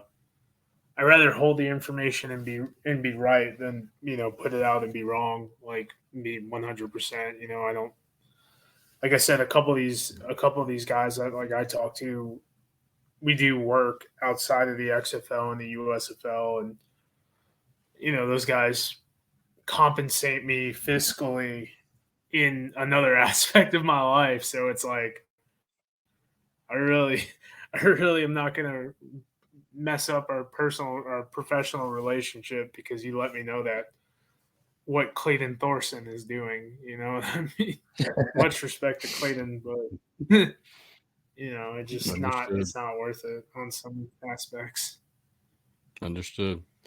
All right, let's roll on. Appreciate that answer, guys, and it's good for people to hear you say that, because I mean they're just waiting for one negative thing, one wrong piece of information, one wrong episode, one wrong article, and they just want to attack. So when you back up your what's funny, Matthew? I just want to say this, like, if people don't get this, I got a screen capture of some. I'm not on Facebook much, and I know this whole show goes on Facebook. I'm not on Facebook at all, but I had somebody screen capture. They were saying that Mike Mitchell's saying this whole thing's been approved by the DOJ, but it's not on their website. How would he know that? And then one of the comments on the Facebook was that I have mansions. I wish, like that I had like mansions and jets and all this stuff that I'm using the public for information. I couldn't even believe that was the narrative. So I was like, what? So it's like, but it's just funny what people will come up with, it's just like, but it's just, anyhow, it's just the space. This space is unique. This space is unique. Very much so. XFL Mike G said, do you think once the merger is completed, it'll be easier to attract investors? That's their hope. That's a very good question by Mike. I don't think so, but I think they have to. I think you got to prove the product. I think you got to prove the product to them. Like at this, you got to prove it. That's the thing with the USFL. They thought like the their first season in 2022 was almost like a trumped up infomercial to rope in investors and owners. And then it didn't really kind of work out. And then, so that's what they were hoping to get an owner, someone to buy the Stallions, someone to buy, but they didn't get that at this point. And Redbird's hoping this for the same thing for investors. Like we started off this conversation, both entities have hired big time firms to rope in investors and or get owners, and they're gonna have to prove the product. They think they have a better chance of selling off these franchises under this new merged league because it didn't work out so far for them. Got a comment here. Foosball fan said they can't even get investors to buy one franchise, yet people are hazing ownership for buying only 8. Gift horse may have an ugly mouth, so be it. I get what foosball fan is saying. Yeah, I get what foosball's fans getting at, getting there. You can't, you can't expect you can't expect them to have a 20-team league if they're struggling to do an 18 thing. I get it. All right, let's move on. Pat, did you have anything on that? Yeah, you gotta find Worldwide Technologies, Stiefel. In St. Louis, in DC, you get like a Kevin Durant, someone local DMV. Something that really irks me is you had, Diddy years ago when he wanted to buy the Panthers and was talking all this trash about, he kind of made it more of a political statement. And it's like, man, you got well, at the time, 16 franchises you could buy right now. Go do it, dude. You got the money. Some people complain, but I think personally you got to get like, this is gonna sound crazy, but you got to get like a guy like Gronk to buy one of these. A guy, hell, Mr. Beast would be. That's big, yeah. You get Mr. Beast to buy, like, I just bought a football team. He makes a video on it. Like, the kid gets hundreds of millions of views. You're telling me if Mr. Beast can't throw like $10 million, $5 million to like buy an XFL team? Like, that would cover it, right? Like, would that cover it? 5 to 10? It would help. It would help. It would help because here's the thing: it's not just buying the franchise; it's getting somebody to assume the expenses and the costs of operating it. So it's that's the thing. Like that's what the goal is like somebody buys the Stallions for whatever they're pricing at, and then that individual pays the players and pays for the travel and pays for all that. But that's hard to get owners. That's not as easy as people think it is. And then if you do get owners, you want good ones, because you often get guys who can't wait to own their own pro football franchise, and then 5 minutes into it go, what the hell have I gotten myself into? I got to get the hell out of this. I didn't realize how damn expensive this was. It's not as fun as I thought it would be. That's what happened to the USFL back in the day. They had so many bad owners. The crazy guy, that everybody dislikes, Trump, he paid the bills. His players loved him, and they love him to this day. Herschel Walker, Doug Flutie, all those guys, they swear by him. They think he's the greatest human being that ever lived. But there's a bunch of owners in that league that players were so upset that they were going to their house with guns to get their money and all that kind of stuff. Owners were swapping franchises and doing all kinds of crazy stuff in that league. So I know there's a certain narrative that's out there. So it's not easy to get good ownership. That's their goal don't make no mistake. That's the goal of Fox. That's why they have a shared interest in this. That's the goal of Fox. That's the goal of Redbird, is to try to drum up investors. They think maybe they can make this a hotter property. Redbird's expectations were way too high, and they didn't put in the effort that was necessary to like a Vince McMahon crazy man effort to make it a smashing success.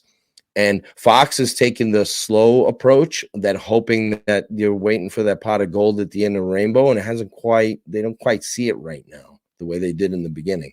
So that's why I think these entities are together. So So we'll see how it all goes. But I think they can get investors. Whether or not celebrity owners is cool too, but they have to be committed. Like the FCF, no disrespect to them, they're a niche product. They have like these funny like celebrity owner things, but it's not really resonating. I know it's a different landscape, a different world, but it's like, hey, Marshawn Lynch owns this team, or whomever the hell. Nobody really cares. So it's like, but you can do it you can do it on a big pro football scale, make it work. They just have to be quality owners. They have to be really committed to it, like a Troy Aikman or somebody, or so somebody like, like somebody who has some of that kind of bread that's really into it. That would be cool to see. But I think it might take a while. They're gonna have to prove their product in order for them to get owners and investors in it. They have a chance. I don't have no doubt about the quality of it, the presentation. I happen to dig the Fox side of it. I think ABC and ESPN could do a better job with it. That's one of the things I like about the USFL over the XFL. So I think they have an opportunity to grow it and make it better than it has been. 10-4. Pat, you got to roll, man. You got to get out of here. Yeah, I just wanted to piggyback off what Adam L said at his comment. He wrote, "Nobody wants to admit it, but the original USFL had the right idea when they paid top college players to join their league. That's why their league had a chance to succeed." Well, and Foosball fan says, and ultimately why it failed. Well, there was a couple of reasons, obviously, trying to compete against the fall and whatnot and bad ownership. But Adam, not to, chaff at anything you're saying, you can't do that anymore. Kids are making 1 and 2 at the time. The reason why the USFL was so sexy in the 80s was, 1, you were paying these guys, the $1 million contracts, but 2, they had to stay in school for 4 years. Why, like Cam Ward in Washington State, man, like he stays in college for a year or 2 more. He's going to make $3 million. Cam Ward's not an NFL quarterback, my man. Like there's no incentive for these guys to come out and be professional athletes. It's like you got to. That ship has sailed now. Yeah, that ship has sailed now. That dream of like we'll get the college guys early, the Adrian Peterson types, that is sailed. Man. The NIL, it's gone. You might have had a shot at that, like maybe 5 or 6 years ago. Maybe if you had really put some serious bankroll. Yeah.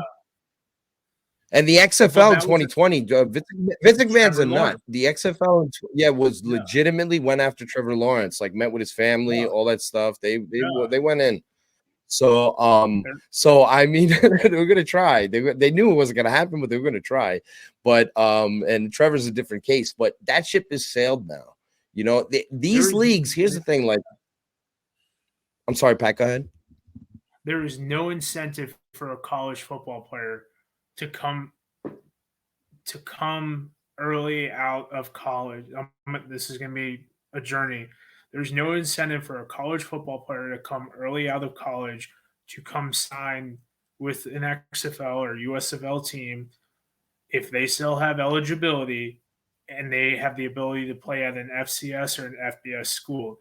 Now, if you're like Harrison Frost, who's out of West Georgia, which is a Division II school, and his NIL check is about $1,900.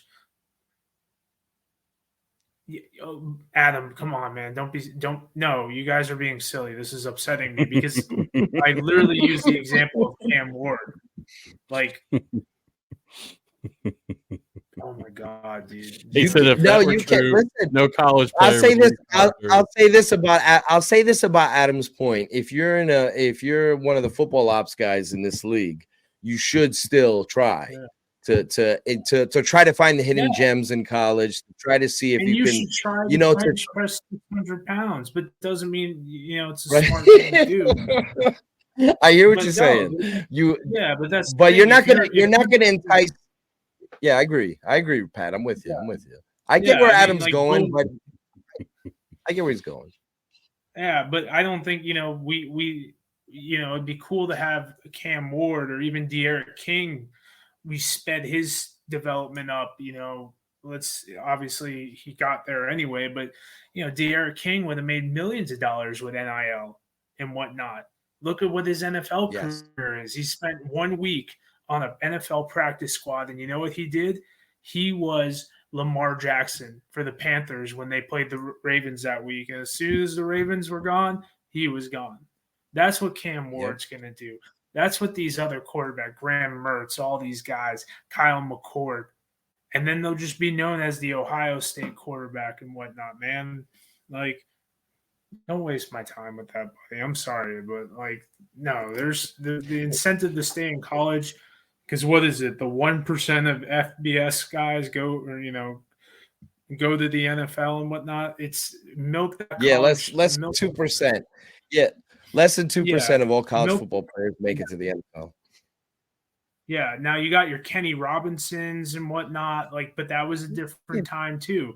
And he still got drafted. He was going to up his income in his draft stock, because guess what? Cool. He was going to go $70,000 from the XFL before the pandemic, and then up your draft stock. Took him from being a UDFA to your 5th round pick, and the guy's made over $3 million in the NFL.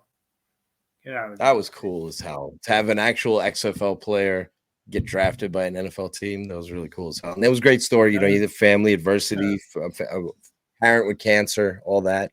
That was very cool.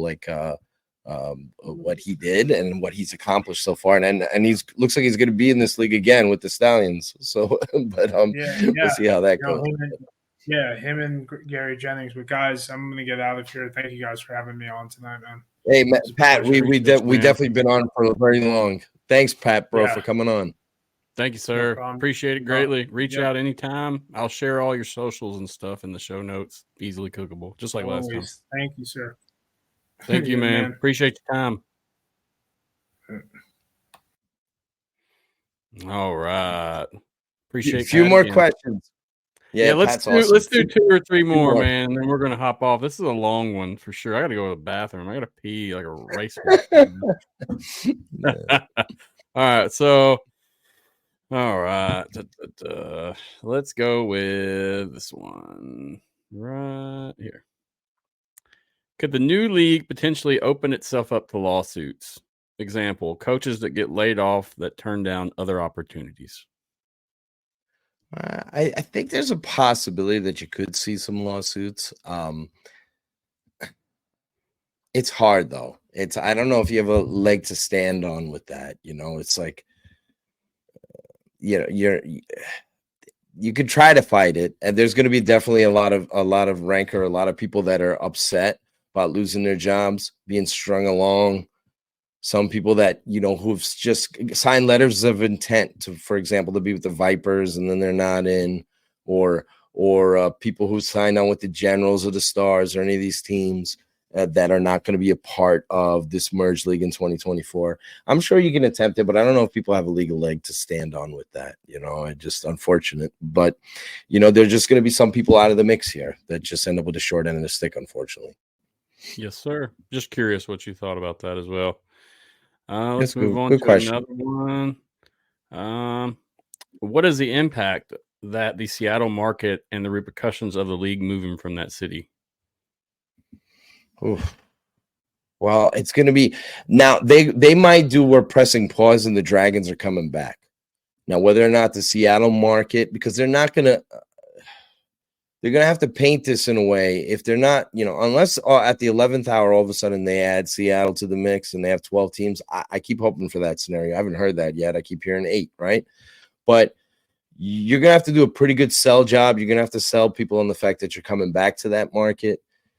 Seattle wasn't handled well in the 2023 version. Not only were they not in the market, which was not a lot of local promotion going on, but the games were scheduled poorly.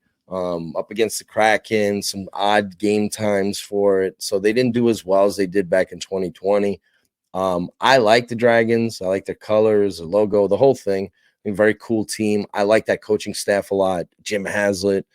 There's a lot of assistants on that staff that I like a lot. So It's unfortunate if they go by the wayside. I know people who work for Seattle and they're already preparing for the possibility of moving to Memphis and being a part of the Memphis franchise in the new league, or being part of one. I know one person in the Seattle organization that's going to be ready to go to Michigan, and these people that work in promotions and ticket sales and all that. So hard to go back when you leave a market. That's the thing with these leagues too, like over the years of following them, the instability, it hurts these leagues' growth and popularity. It's hard to trust these leagues.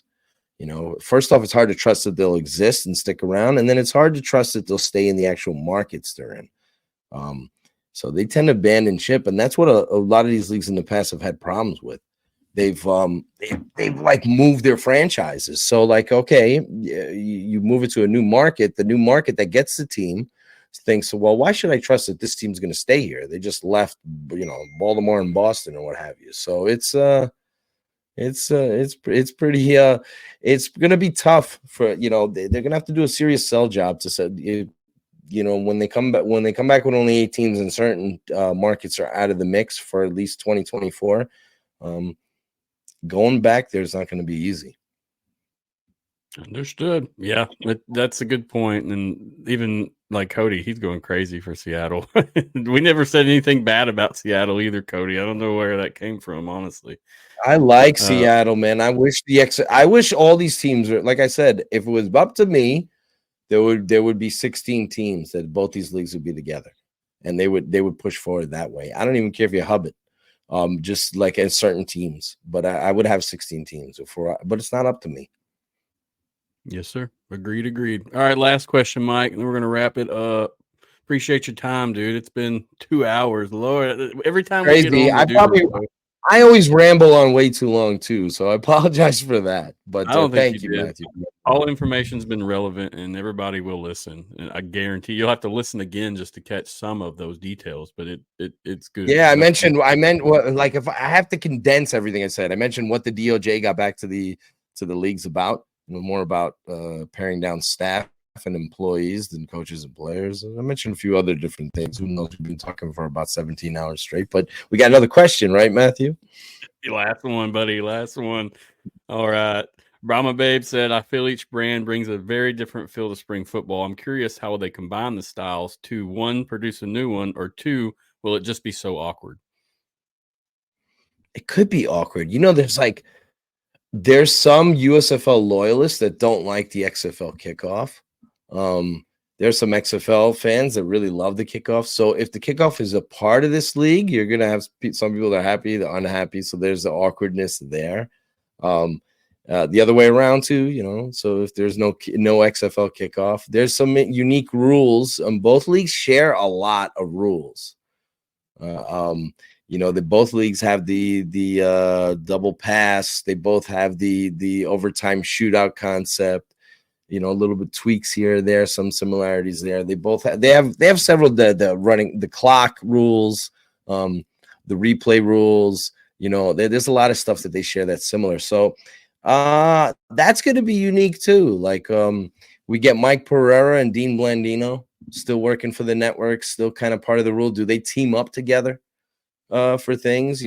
Put those two minds together to work together for the rule book. That's one area I think this new league, the XFL, USFL, UFL, that's one area where I think they can be so much better than the NFL, and they have been in some instances, is officiating. Especially when it comes to transparency, use of technology. The NFL is still so behind when it comes to there are some instances where they use technology, but not really. They're so behind. And like officiating is one of my biggest pet peeves with the NFL. I know a lot of people think the games are rigged, or guys or refs are on the take, or maybe, or who knows, or the league leans towards whatever conspiracy theory you lean towards. I think officiating is very awful in the NFL. I think they do just they don't use the technology to get the calls right. And so, I think the XFL, UFL, whatever it's called, can do a very good job with that. And I do think getting both fan bases, because there are like crazy people like me that watch both leagues, but there are some fans that don't care for the other league. And there are some, I know a lot of XFL fans that don't care, think the USFL is a boring, bland product. So and maybe it's the other way around too. So yeah, there's going to be some awkwardness. That's the stuff I'm looking forward to, is seeing how they run football operations, how they do the football rules. Is it a mix of the two leagues? Is it just one unified whole new thing? I'm looking forward to that aspect together. So hopefully we get to this. Hopefully a week from now, they don't wait till Christmas. A week from now, we finally get the finalized, which, I guess I read the term earlier today that I got from the league. But the term they're saying is they're operating as separate entities until we finalize the terms of the definitive agreement. And so that's what, and that's a recent statement. That's not a 2 months ago statement. That's a today statement. So, wow. So that's because I was asking about the whole situation with the Stallion signing Gary Jennings. So that's a response I got. So they're until hopefully we get those details, and then we move forward here, and it's going to be fascinating. It'll be interesting for sure. At least we know we're still getting spring pro football in 2024. We just don't know all the details yet. Yeah. Understood. Hey, Cody said, I also apologize for going off. Tired of a lot of the speculation. It's all good. It's all good, Cody. I love that there are people out there that are interested in these leagues. And I'm tired of all the speculation too. That's why I took a back seat when everybody was doing the 6-6, 8-4, 9-3. There's going to be 6 teams from here. They're all going to be in hubs. A lot of reporters and people were out there with it. I faded into the darkness. I'm not getting into this because I got every scenario under the sun. And that's why anything I do put out there, I realize that my reputation, whatever reputation I have, is at stake. So I wouldn't go forward with the 8 unless I got it from a very strong source. And I can tell you, the people that are close to me and Matthew's had some conversations with me off the air. They know exactly where I'm getting this stuff. And then people actually, they're surprised at what I'm getting. And then I get people in the leagues that want to know how I'm getting company emails from the president of the damn league. So they're upset about all that. So the information I get is not guesswork, and it's not just like some random guy who works in the ticket office kind of info. I wouldn't go forward with all that. But I think it's cool that so many people out there are into these leagues and that they care. We need more of them. We need more Codys. Agreed. Keep it civil, but definitely care. You're going to have some emotions if you care about something. There's no way around that. That's just life. It's cool going off, and I like debating stuff. But debating is one thing, but being toxic or being super negative, you can't really get much of a conversation out of that. And I'm being a little negative. Look, I'm being negative too. I'm not selling this merger. Like at the beginning when they announced the intent to merge or whatever, I was so excited. I was like, I'm so down for this. I can't wait. I think this is awesome. And then when you stop and take a breath back and you think about it and you go, oh man, this might not be exactly how I want it. And then you start thinking about it. It's not to say that it can't still be awesome. It's just certain things you might have to give up in order for this to last longer. These leagues are surviving. They want to thrive. That's why they're doing this. That's why they're at the table doing this, because I don't think they can survive for much longer. And both sides, Fox and Redbird, want to thrive. They want to be they want to hit a grand slam. They want to hit a home run. They don't just want to get on base. That's what this tells me, this whole merger deal. Understood, sir. Mike, I appreciate you coming on, man. Seriously, another good round, another 2 hours of talking. It's always fun, man. You're always welcome. And I'll tell you, me and many others are just watching, waiting for your word on what's going on. So thank you for being vigilant and doing your job. Thank you. And like I said, one last time, I heard Roughnecks are still going to be a part of this. So, and you make a lot of people happy with that comment. I promise. Yeah, and then I understand that might upset a lot of the gamblers, supporters out there. That's what sucks about all this, right? But I haven't heard otherwise. But I mean, maybe there's a compromise there, and the Gamblers end up being part of it with Wade Phillips as their head coach, which is awkward, I know. But that's from as of last night, as of conversations I had last night with people in the league, Houston's going to be. I can't see how you do the Houston team without Wade Phillips too.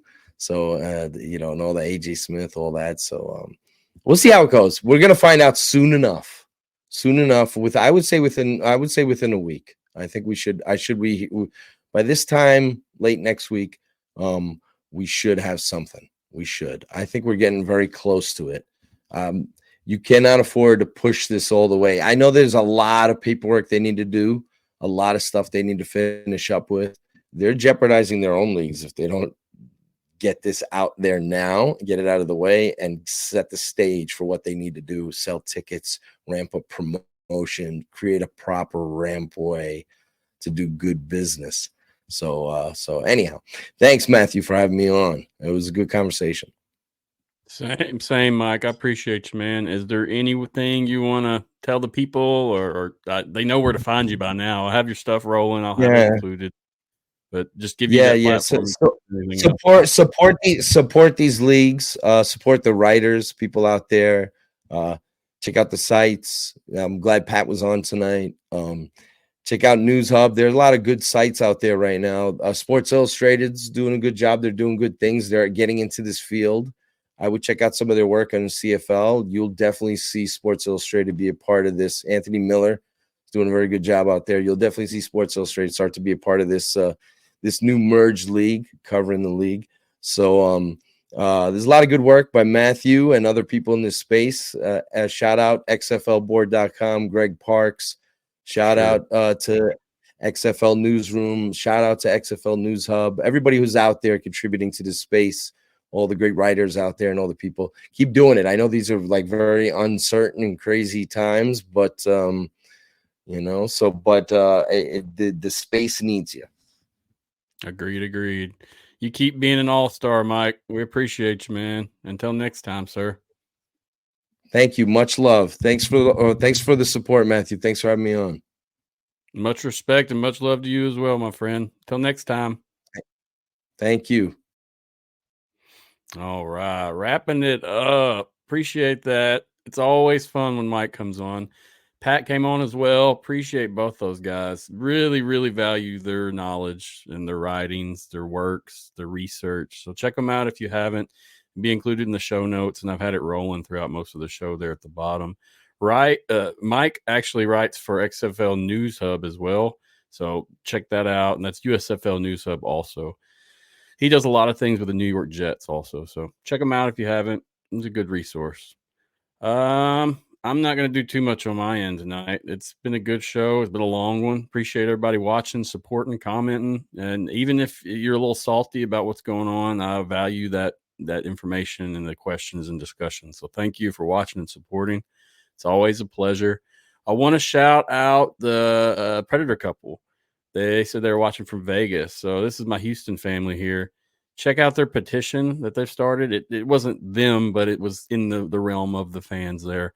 And then check it out. I'll include the link in the show notes as well, and they put it in the comments. Sign it if you got a chance. I think we started, when I first picked it up, it was running at like 80 signatures. Now it's around 900 something, 916, 920, something like that.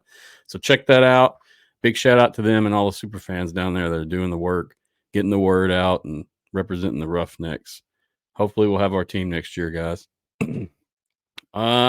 Not going to share any more comments, questions. I'm done. Hopefully we get some news next week. Mike said we should be looking at next week for something. Now, I tell you, I will be out of pocket. I've got some medical stuff going on that week, so I should be back next weekend. If something drops, we'll definitely do a show. We'll get somebody on, or we'll just discuss the news ourselves. Thanks to the team, the Insider Podcast, the XFL Insider Podcast team. A great group of people that's got on board and people that have already been on board. Worked like DeMarcus. DeMarcus has done great work there. Mike G, he's done great work getting the word out. Brahma Babe supporting. I mean, Avión with all his posts on Twitter, X, whatever. All great people, man. Check them out. We're doing work here, and we got some things coming. It just takes so much time. I didn't really expect this to drop this week, so we had to drop everything to have these shows, and so picking it back up. But I will tell you, there will be some big things dropping soon with us, and I'm trying to get it done. It's just a lot for when you're doing the background stuff alone. It's stuff that I never understood. I had to really delve into deep. Appreciate Mike and Pat again. Thank you guys so much. Thank you to XFL for letting me cover the league. I appreciate everything. And thank you to XFL board for helping me out, getting me off my feet when we started this. And still we have a good partnership there of trading content and just having discussions. And Mark Nelson is a great guy there at XFL board. So continue to check them out. Great riders there. It's always fun, guys, and it's a pleasure. And when you get in this community and see all the support that is there and all the people that are networking and discussing information, it really drives it home that this matters, and it needs to matter to all those that's involved. I know they have to make money, and that's a for sure thing, but we got to love our leagues. We got to love our teams, whether USFL, XFL, whatever. It is what it is. Thank you guys again for everything. Yesterday I had some audio issues, so the recording I did with the Gridiron crew was a little choppy. It used my computer microphone instead. It sounds decent, but that's not what we look for. So just noted that, as well as the ending got left off for some reason. So the episode just kind of quit. So my bad. StreamYard gets a little weird sometimes, especially when you're doing everything live. But in other news, I will let you guys know on socials what's going on in terms of the next episode and the expansion. And just pay attention, like, follow, and share, please. Like this episode, share it, follow us everywhere, please. Social media has gone up tremendously over the past 9-10 months, and we hope to keep growing it. That's what started this. But now the platform's the show. So really trying to just get it more out there. Thank you for everyone supporting, commenting, liking. Appreciate it. Look forward to the future and whatever happens in this crazy spring football world we're living in. Until next time, guys, I hope you have a good night. Stay safe and keep supporting your league, no matter which one it is. Peace out.